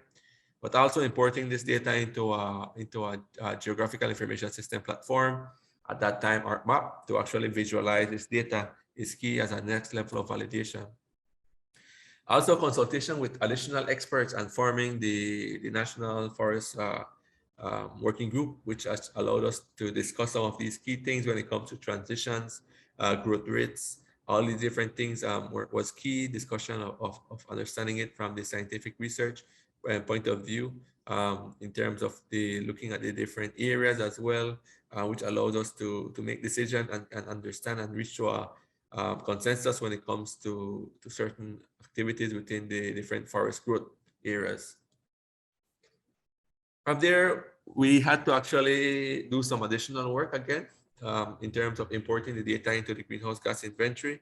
And this is now is a next step where we use the activity data, that the land use data, importing into the greenhouse gas inventory, actually do additional revisions within the greenhouse gas inventory. This is where you start looking at developing your different metrics, looking at developing your annual trends, looking at inputting of equations from the IPCC within the greenhouse gas inventory per land use sector and different changes.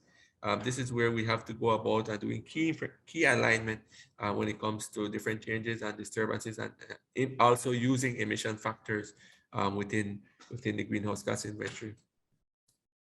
So some results, again, the information was used and collected not only for international reporting, it has been used a lot for national reporting, and also it has been used to look at national estimates when it comes to different trends.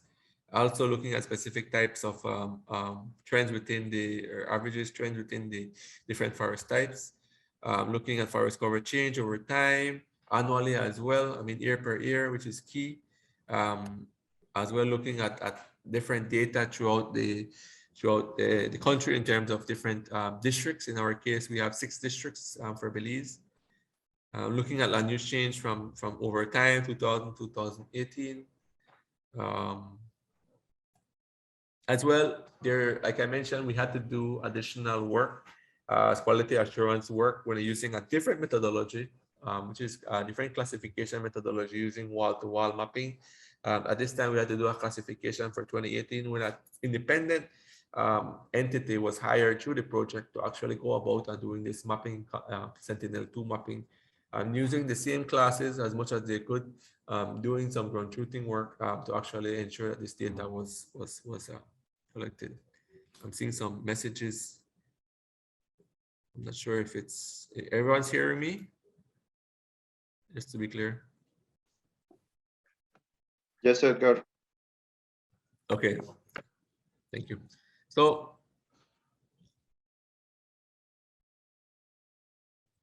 yeah, so all of this work has been documented and it's within a protocol.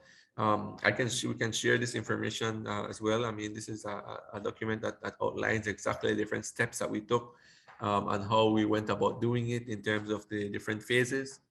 But looking at the present achievement and next steps, I mean, like I said, there's 4 mandatory requirements for RED Plus right now in terms of the decision 71 of decision 1 CP16, which actually looks at the RED Plus strategy, which at this time, this is an old slide. Apologies for this. The RED Plus strategy, it's completed now. The reference level and technical report has been submitted and finalized as well. The National Forest Monitoring System, again, is completed. This is something that we need to keep in mind, that it will keep as an improvement process when it comes to our National Forest Monitoring System. But of course, our safeguards information as well has been completed. So moving into our FREL itself, and trying to understand some of the work that key outputs that we did. We actually did the FREL in terms of using a baseline from 2000 to 2015. And we were looking at 3 years results.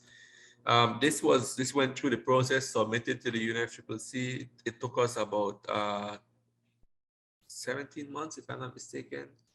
But was submitted in 2020. And it took us, about 17 months actually, to actually go through this process of defending this document.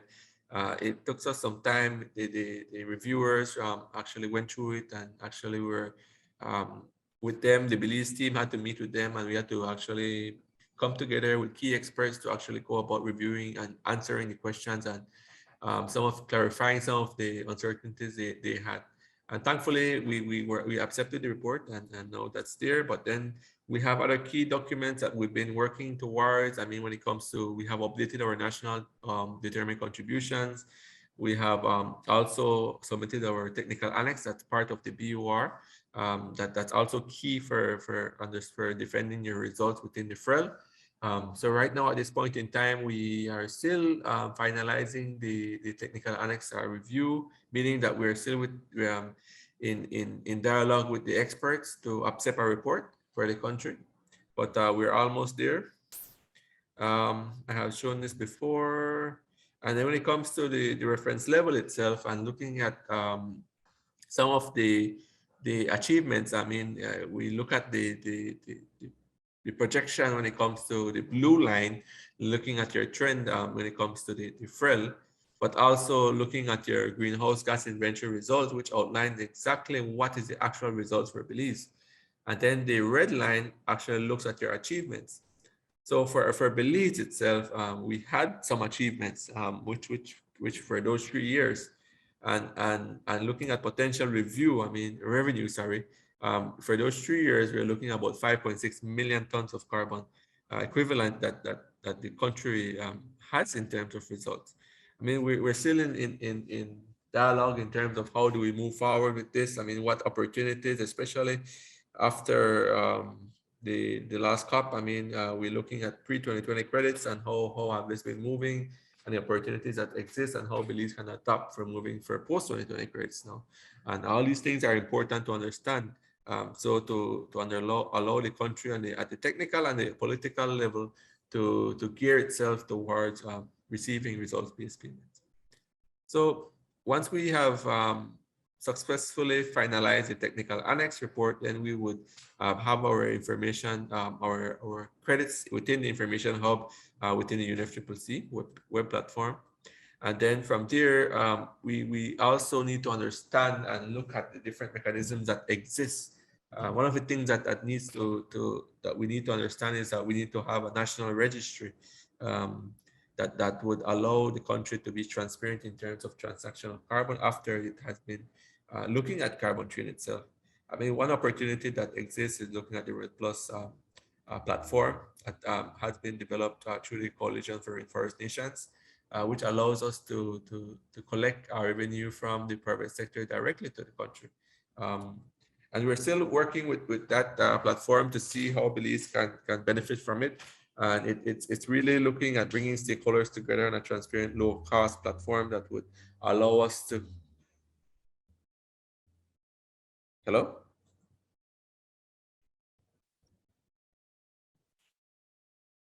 Go ahead, Edgar. Yeah. So so this is one platform that we're looking at. Again, there's different things that have been done in the past, which have changed now a lot in terms of the different rules that exist now.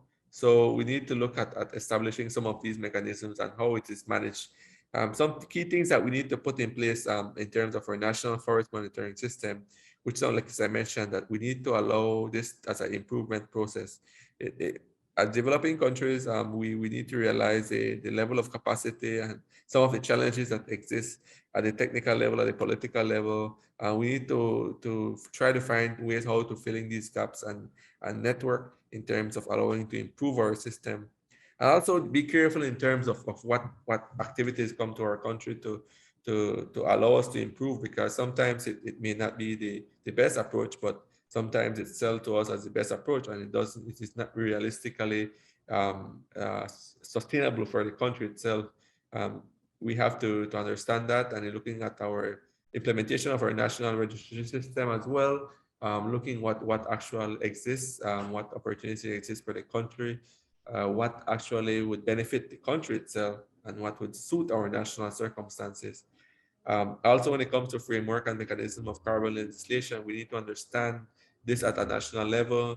We need to look at establishing key mechanisms that would allow us to look at this legislation and to encompass all different sectors, and also looking at different stakeholders included within this process.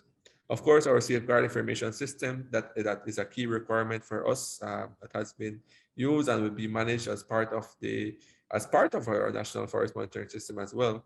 But as well in terms of allowing the different stakeholders, and especially the community and indigenous community, to have access to information when it comes to what we do within this process. Hello?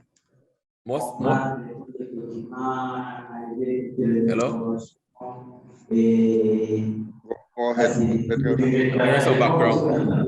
Yes. Go ahead. Yes. So yeah, benefit sharing mechanisms again is important.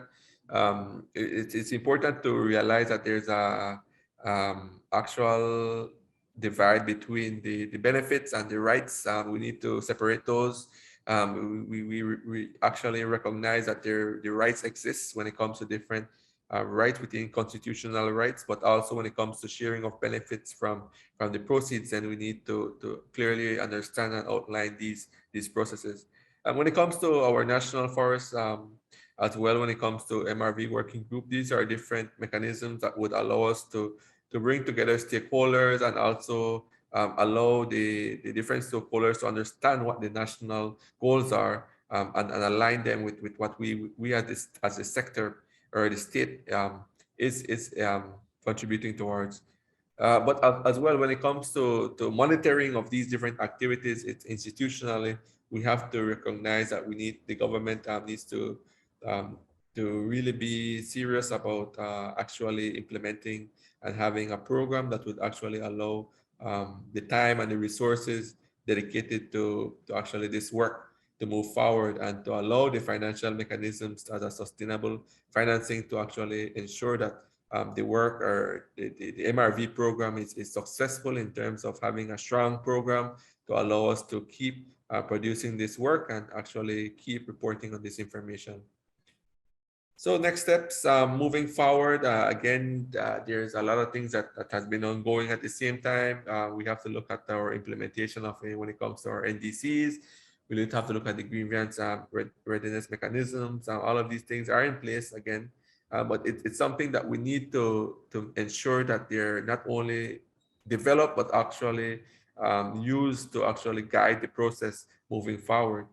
And of course, like I mentioned, the institutional arrangement has been done, and also when it comes to capacity building, other payments, it's needed, but also we need to look at other mechanisms that exist in terms of blue carbon and other legislation on carbon.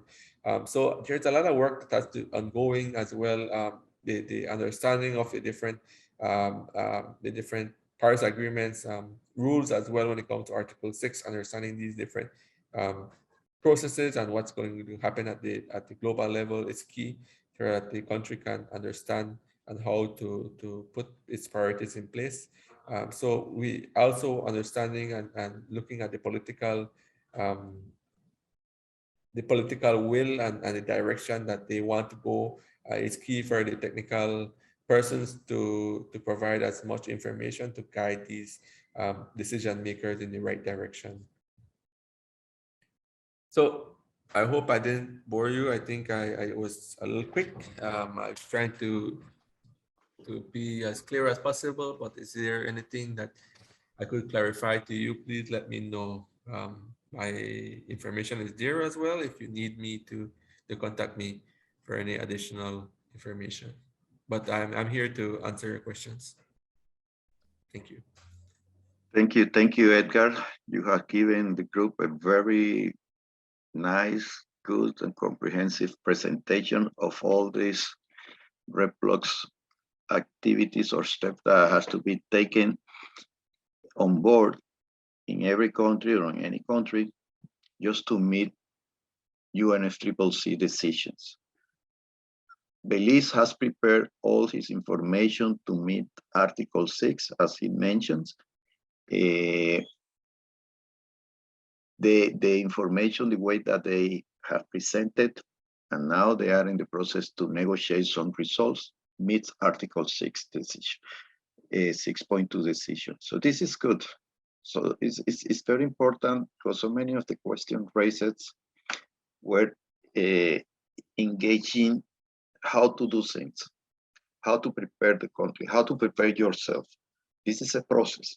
This is a process that doesn't happen from night to day. It's something that we need to do step by steps. And things that I would like to highlight, they decide to go for the 5 REPALEAC activity. So conservation is part of it, which is something important. They divide the whole country, as you saw in the presentation, in 1 square kilometer, and analyze all the activity data related from 2000 all the way to 2018. I know they have it already updated up to 2021, but they have that information.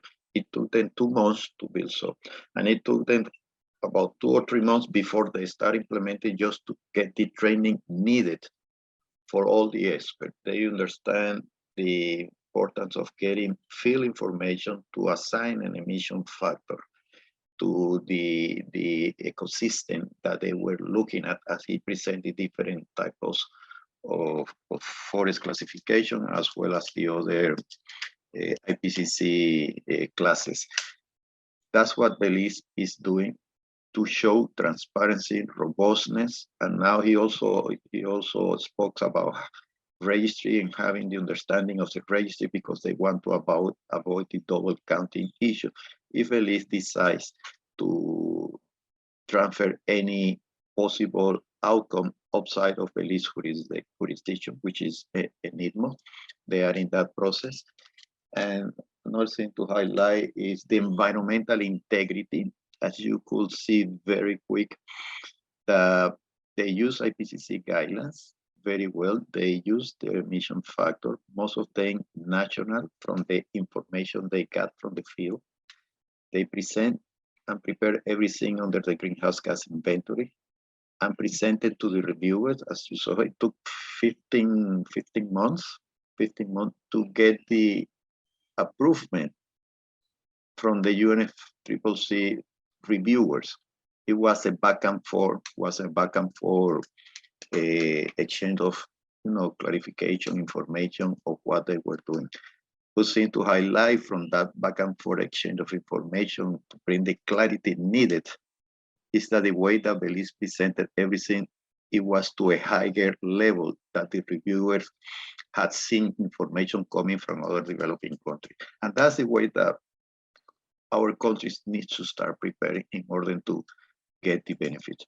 I'll stop here, but I'm pretty sure you probably have more questions to ask Edgar, but I think he has summarized everything that I have tried to explain from the negotiation text into the implementations or real implementation steps that countries needs to be done. It's very easy for Belize to determine who is doing what and where and when. It's very easy in the way that they have the REPLUS set up. So please feel free to ask Edgar. Let's take a better that he's here.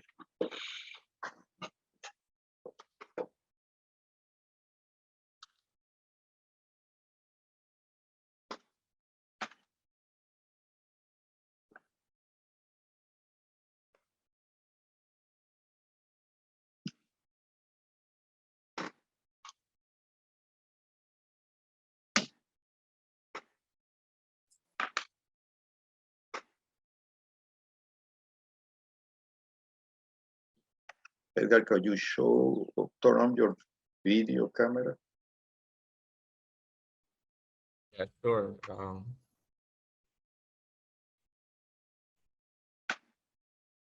Sorry if I'm seeing me, but I have some glare behind me. Can we see you?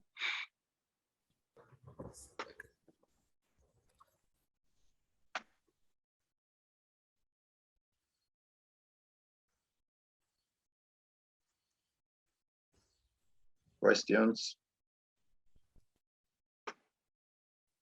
Il y a une question de Parfait.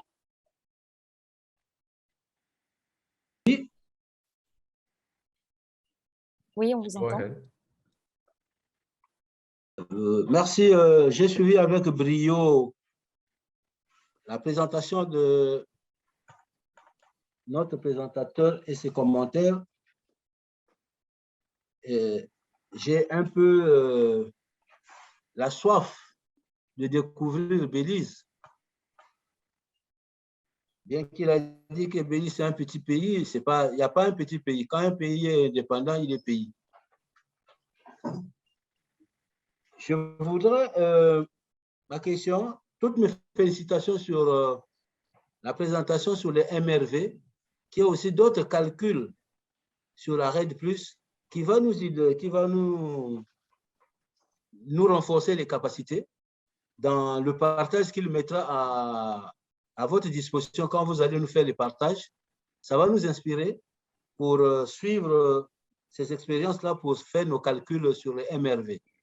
Ça, vraiment, nous félicitons la qualité de ces calculs parce que le Congo étant pays RED, nous aussi, nous avons suivi les mêmes mécanismes de la banque pour ces calculs de MRV. Mais cela n'empêche qu'on peut aussi s'inspirer des autres pour aligner avec les nôtres pour voir un peu comment les populations autochtones peuvent s'approprier aussi des MRV sans pour autant que ça soit toujours le haut qui vient vers le bas. Bien. Mais ma petite préoccupation quand Edgar présente la Belize, il me présente que la Belize est peuplée, après le recensement estimatif, de 400 000 populations. Il a parlé que la langue parlée, c'est l'anglais, parce que c'est l'approche du Guatemala et du Mexique. C'est bien. Mais nous n'avons pas senti ma couche préférée, mes frères et sœurs autochtones à Belize, nous existons ou nous n'existions pas? Et quelle est notre langue autochtone qu'on parle à Belize? Comment pourrais-je faire pour rentrer en contact avec un ou deux des organisations des autochtones de Belize pour que nous puissions nous connaître parce que le monde autochtone est mondial. Merci, c'est ça mes petites préoccupations.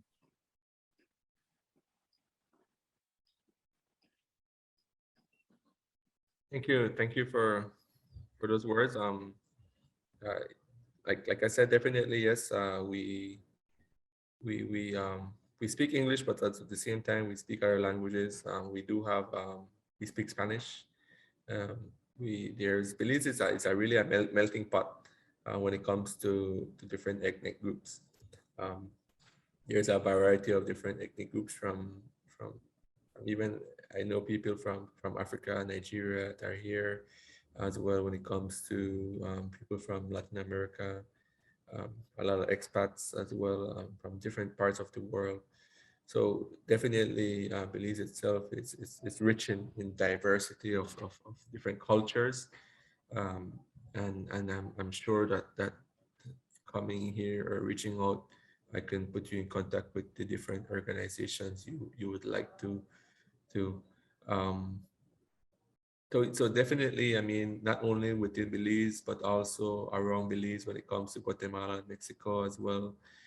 We have a lot of different experts that we work along with, especially when it comes to the collection of data, not only looking at collection of land use information, but also development for different forest information systems.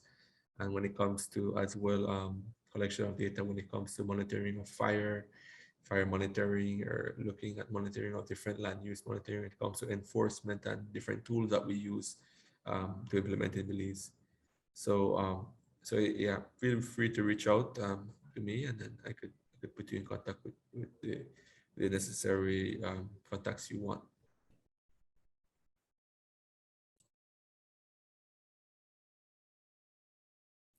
I hope I responded to some of the comments and questions you had.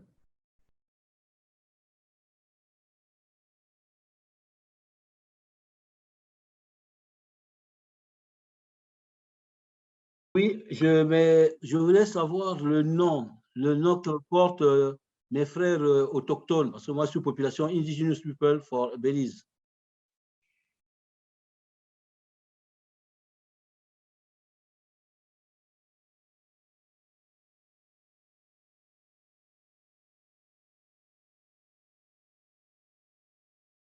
I'm not sure if I'm understanding the question clearly. The brothers of which organizations?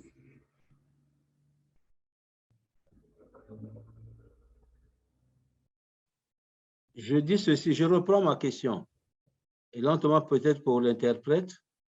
Je disais, j'ai vu la population de Belize avec une population de 400 habitants sur une superficie de 22,15 151 km².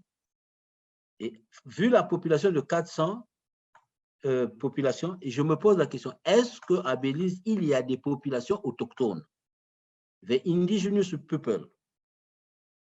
Et comment est-ce qu'on les appelle? Parce que je voudrais être en contact avec l'une de leurs organisations qui pourrait faire que nous mondialisons aussi nos frères de la zone, de cette partie de l'Amérique latine et de l'Amérique centrale. Yeah, so thank you for clarifying. Yes, we do have indigenous groups. We have three main, well, we have more than three, we have 4 main groups that are considered indigenous communities. We have 3 different types of Maya communities, which is the, I mentioned, my bloodline is from the Yucatec Maya, which is from New Mexico, but also there's 2 additional Maya from the southern part of Belize, which are Quechua and Mopan Maya. and as well, we do have the Garifuna also community, which is more from the Caribbean area. The organization that oversees at the sector base in terms of the state, there's the organization and the government itself overseas within the Indigenous Ministry, but as well, there's also the MLA, or the Maya Leaders Alliance Group, that exists when it comes to overseeing several communities of the South. But as well, there's some other organizations or non-governmental organizations such as SATIM that as well oversees some of the communities within the South that looks at sustainable forest management groups and assisting these groups when it comes to women groups of indigenous people. So there are several groups that exist within the private and public sector that oversees these indigenous groups and have organization in terms of communicating towards them. I can pass you the contact to Eduardo to the different group leaders so that you can be in contact with them. One of the main ones is the Maya, the MLA, or the Maya group, the Maya Alliance associations. So those are the ones that would actually represent a large part of the indigenous group in the South. Nevertheless, like I said, there's the group that exists in terms of the national scale that includes the different Maya groups from the South and the North, and as well the Garifuna groups, which are the indigenous leaders that exist. I would like to highlight that this similar presentation and training is also given to the Mesoamerican groups, where all these indigenous groups that Edgar is mentioned are part of the FC community. And I'm pretty sure, Lawrence, you are more aware of the groups that are representing Belize under this FSC-IF organization, which is good. No? But the other important point to highlight that the process in Belize was done in constant consultation with indigenous people.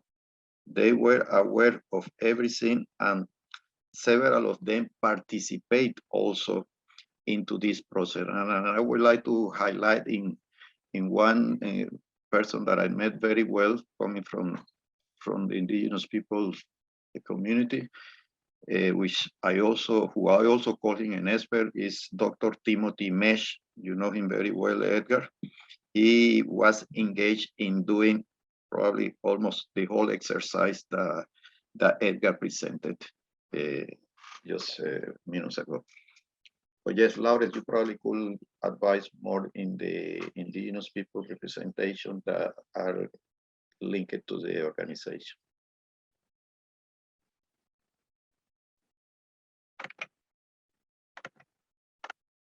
Merci, je suis satisfait de toutes les réponses. Nous pouvons avancer.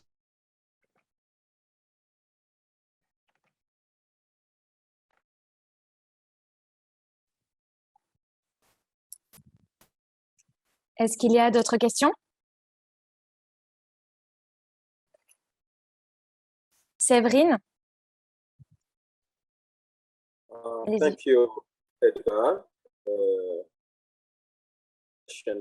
It's very, very, very, very important to understand, to have a global comprehensive of what you do in your country. It's very, very important for us.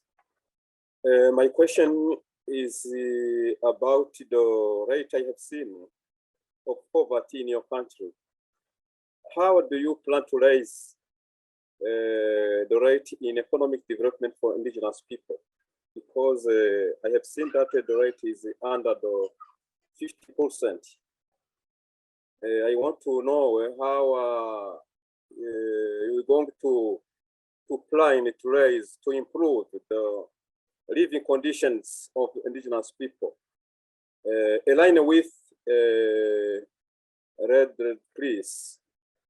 Okay, the second question, I want to ask to the organizer of this workshop or training, if you could provide the means or opportunity to have the knowledge about how to engage in data collection in each country. How can I also engage in all process the following of this presentation. The third question also is about Edgar. What advice could you give us to be engaged as you do in your country? So, is it possible to create the relationship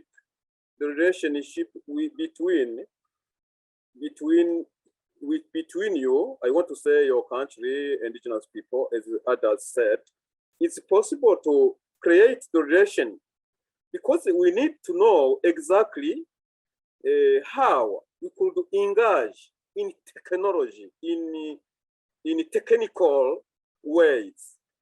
How could to be engaged in technical ways, because indigenous people, we don't have a sufficient knowledge about technology system to collect the information about climate change, about rise of dioxide carbon. Thanks so much. That's my issue, my concern I want to raise here. Yeah, thank you. Yeah, let me see if I can answer my two different questions. When it comes to the poverty rate, I know there's been an exercise being done right now to actually reevaluate some of the different elements that were put in place to look at poverty within the country. For example, when it comes to the indigenous groups, there is a perspective that these indigenous groups aren't really poor communities. I mean, these are one of the more richest and healthiest communities that exist, especially that the amount of area that they have when it comes to forest lands and access to water and actual crops and different activities that they do within their communities that don't really allow them to be poor. I mean, they're actually one of the more groups that are really healthy and have some of the access to cleaner water and access to some of the things. And when it comes to employment itself and opportunities, that's where I know the country, for example, within my sector, the forest sector, they have been investing in looking at activities such as sustainable forest management and looking at providing guidance for these groups to look into harvesting of timber in a sustainable manner, but not only harvesting of timber, but also training them to go through the process of data collection, and also not only looking at selling of these products in terms of the unfinished products, but also to finished products and providing other incentive opportunities for these communities to provide to the other different community members. Also, when it comes to looking at improving medical health, also when it comes to providing support for a women's group, and incentive when it comes to these groups leading some of the activities of data collection, and also expansion of networks within their own groups to actually expand not only within Belize, but also expand in terms of networks across the region to some of their products that exist. Additionally, when it comes to agroforestry activities, when it comes to production of cacao farms, when it comes to production of chocolate, all these different things are being implemented within these communities and as a country to improve their livelihoods. Again, not only the harvesting, but also actually producing the chocolate and branding their product to actually go about selling these things at the national and international market. Another example as well when it comes to tourism, that we have a lot of tourism within our country. A lot of these groups are actually developing tour groups within their communities, demonstrating some of these different activities that they do, just like, for example, the chocolate farms, when it comes to some of the actual aesthetics of the natural resources that exist, some of the other activities when it comes to coffee, all these different things that they have been doing to improve their livelihoods. So there are several things that we have been doing as a country. I can't really answer all of them, apart from the additional things that they've been doing within the sector. But from my perspective and my experience, these are some of the activities that we have been doing to improve the livelihood of these communities, indigenous communities. And of course, when it comes to data collection, we have been working keenly with the different groups, with the different, in terms of not only a lot of these different people now have siblings or kids within the educational system that would allow them to be part of data collection, even within our departments, as what Eduardo mentioned, that one of the experts, Dr. Timothy Meshis, they're from an indigenous group. I mean, well qualified, well knowledgeable person. We have even ambassadors that are part of our cabinet systems that are from indigenous groups. We have ministers that represent these people now that are actually indigenous people. So we have a wide amount of representation within the different sectors that would allow these groups to be successful or have the opportunity to be successful within the area. There's a good structure in place that would advocate for the opportunities for them. And there's several systems in place that would allow us to go through the process of any communication as well. So I hope I touched on some of these things as well when it comes to providing data. For example, through the Red Plus project, there was an indigenous desk.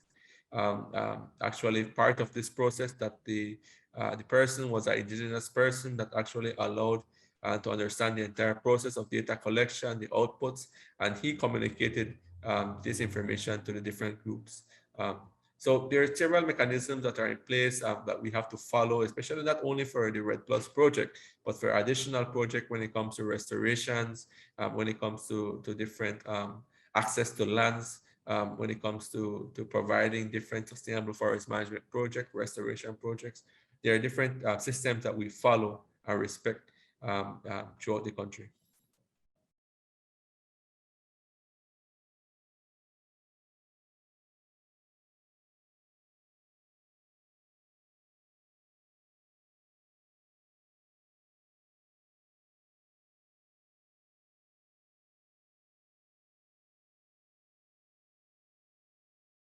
There was another question or another hand raised. I can't remember with Alphonse, if I'm not mistaken. Oui, de Île-de-France, j'avais vu. Oui, allez-y.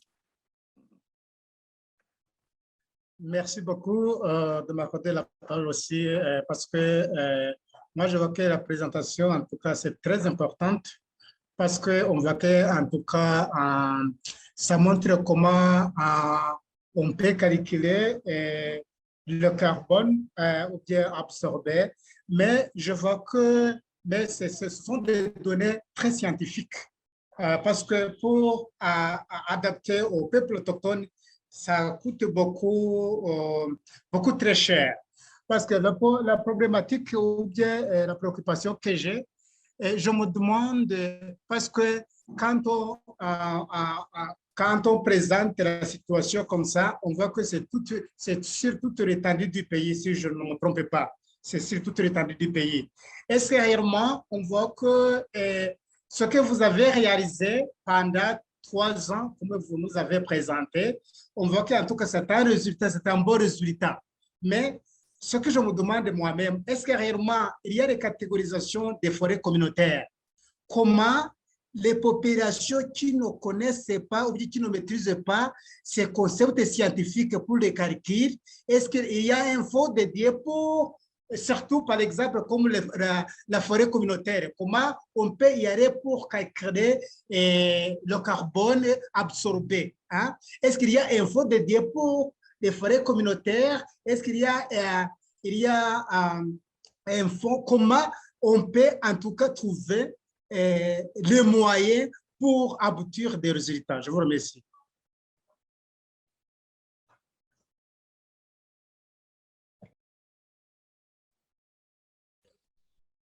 So yeah, definitely it's a really long process, like you mentioned, tedious process as well, and we understand it's really it's costly, but at the same time it's really important, and that's the reason we chose the avenue we chose, because as developing countries, some of the challenges and some of the investments that has to be made is really important for the country, because one, we want to ensure that the capacity that is invested remains within the country. And I think that one of the things that we ensured that that happened through Belize is that whatever was invested, that the capacity was built, and we keep expanding this capacity.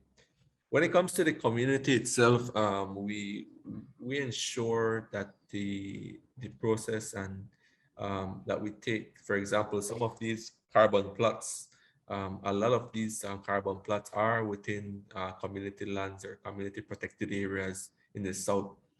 So key members within these organizations are part of the process. When it comes to the community forests, the community group has a forest group that actually leads the collection of data.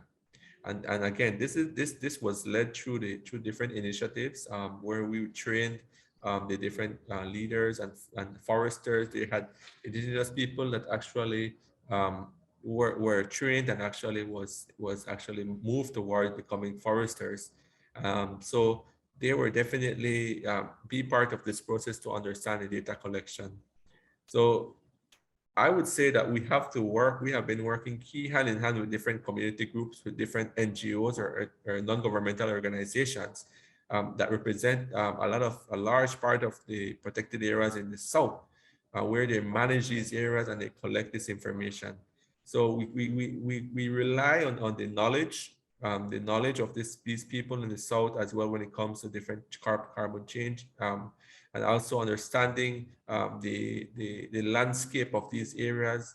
So they are always part of this process.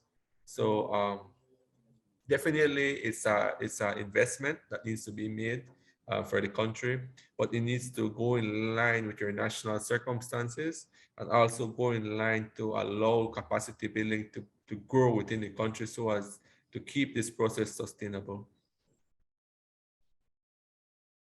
I would like to highlight a few things in Belize. Yes, definitely, Edgar mentioned is a bit costly, a bit expensive, up to a point. But the point of the avenue that Belize decided is to create the necessary capacity for them to do everything. And that's where Belize is right now. They invest in capacity, yes. So they don't need external consultants anymore to develop maps, to develop all these things that they already know. And that's probably the most challenging steps that countries needs to take on board. And that's what Belize took on board. And I'm pretty sure other countries are doing the same.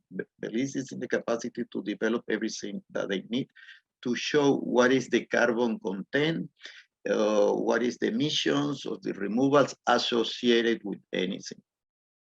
You don't need to understand all this stuff because this is a team together. This is a team that is working in different steps. They have greenhouse gas inventory team. They have a team that goes to the field and collect information. There is another team that process that information. So there is a team behind that is under Edgar's command right now. But the authorities realize the importance of doing all these things as part of a readiness process for RED+. And now they have created this MRV unit that encompass all these different steps needed. So they are in the capacity to demonstrate what is the potential of any X area in Belize to whoever it belongs of the emissions and removals that they are achieving. That is the beauty of the system that they have put together. And right now is not expensive. It's cheap. Is something that they could, I'm pretty sure they are exposed to many other technologies and which they are evaluating right now sometimes. And they're still realizing that those other approaches are very, very costly. They don't have the funds, while at the same time, right now they have all the capacity needed to meet Article 6.2 decisions, which talks about environmental integrity, sustainable development, transparency, avoiding double counting. That's the beauty of this system. And it's not expensive at the end because they invest in creating the necessary capacity, which they have at this point.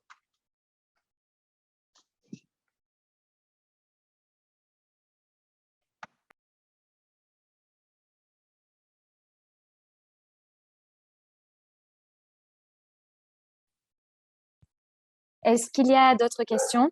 Je pense que j'avais vu la main de Parfait. Oui, c'était simplement pour compléter les commentaires qu'on venait de donner à la préoccupation de notre frère Île-de-France. C'est tout à fait pertinent pour sa question qui est bien fondée, parce que nous qui sommes de pays RED, nous connaissons que dans les outils de préparation à la RED, les MRV sont les outils de capitalisation pour calculer le stock carbone. Donc, il y a des méthodes que Edgar avait présentées. C'est ça le système de calcul. C'est pourquoi nous avons demandé à Edgar de nous partager ça aussi. Pour nous qui sommes déjà dans le processus, ça va nous avantager un peu d'augmenter nos capacités. Donc, c'est juste dire à Île-de-France que dans les pays qui sont pays RED, ça fait partie des documents de préparation à la RED. Les MRV font partie pour les mesurages quantifiables pour mesurer les stocks de carbone séquestrés. C'était juste compléter la réponse d'Edgar. Merci.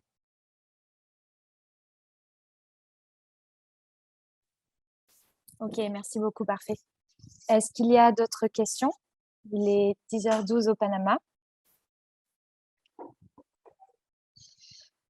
S'il n'y a pas d'autres questions, du coup, je souhaite à remercier énormément Edgar pour sa présentation et Eduardo pour avoir mené ces 3 trainings.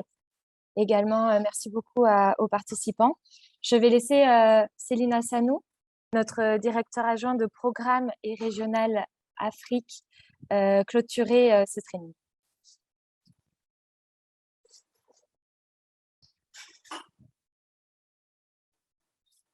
Merci, Laurence. J'aimerais dire bonsoir et bonjour. Il y a de l'écho, Célina. Il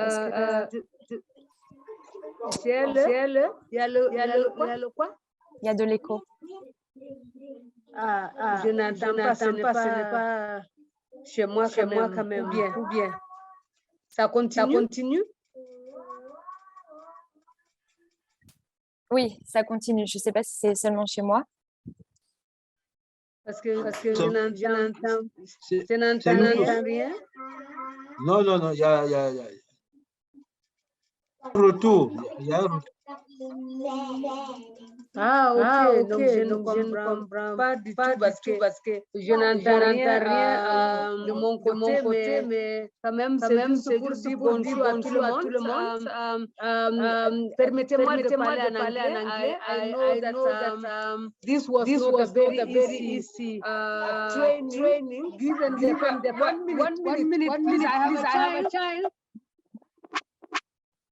I just want to say thank you very much. I know this has not been easy, especially being an online training. A lot of our colleagues had a lot of difficulties with internet, electricity not being there all the time. Our situation being what it is, but I think we all made tremendous efforts to be able to participate in this excellent training. So I really want to thank all the participants for all their efforts, for having with us for these three particular sessions. Just to mention a few things we will share with you. I think we're going to share a link for evaluation for you to tell us how you felt about this training. For us also to understand how much you are able to acquire from this, and to tell us also whether you still have needs for more trainings going forward. So we're going to send you that to look at, and we also want to know whether you manage to review the video, look at the video. You can tell us also what you think about whatever in that particular video. So thank you very much for that. And also going forward, we are thinking of providing certificates. But we are giving certificates. I understand Laurent very well. We're giving certificates to participants who are able to participate in all the three sessions. I don't know how she's going to do that. How she's going to decide who gets a certificate and who doesn't. Given the fact that other people would have loved to participate, but they had no electricity or they had no internet and all these difficulties. So maybe Laurence, you need to explain to us how you would like to do that. So that for me is really great that we were able to do this work together. I also followed a lot, so I learned really a lot. Despite the fact that I've been in the climate change processes and attending UNFCCC process, but this training has quite an eye-opener for me to know that there was a lot that I really did not know myself. So this is great that we continue doing this together. Thank you to all participants, and thank you to our excellent trainers. Thank you to Eduardo Reyes, and also our consultant today, our expert Edgar Correa, who joined us today and did a wonderful presentation from my side, and on behalf of the Indigenous Foundation. I would really like to say thank you very much. Thank you. Back to you, Laurence. Ok, merci beaucoup Célina. Excusez-nous, visiblement on a eu un petit problème de technologie. Du coup, pour reprendre ce que disait Célina, on va attribuer un certificat aux personnes qui ont pu assister aux 3 trainings donnés par Eduardo, ou qui ont pu également visualiser les vidéos. Donc, nous allons, suite à ça, vous partager la vidéo de ce training en anglais et en français. Et nous allons également vous envoyer une enquête à compléter. Normalement, vous aviez déjà complété une enquête avant de commencer le training. Et c'est pour, en fait, mesurer l'impact de ce training. Également, si vous avez besoin d'autres formations, pour avoir d'autres informations. Et comme le disait Célina, c'est un début de collaboration ensemble. Nous avons votre email et vous faites maintenant partie de notre liste de contacts de la FSC Indigenous Foundation. Et vous avez également mes coordonnées, donc n'hésitez pas à nous contacter pour d'autres futures collaborations. Et merci beaucoup à nouveau à Eduardo d'avoir mené ces 3 trainings et de votre participation.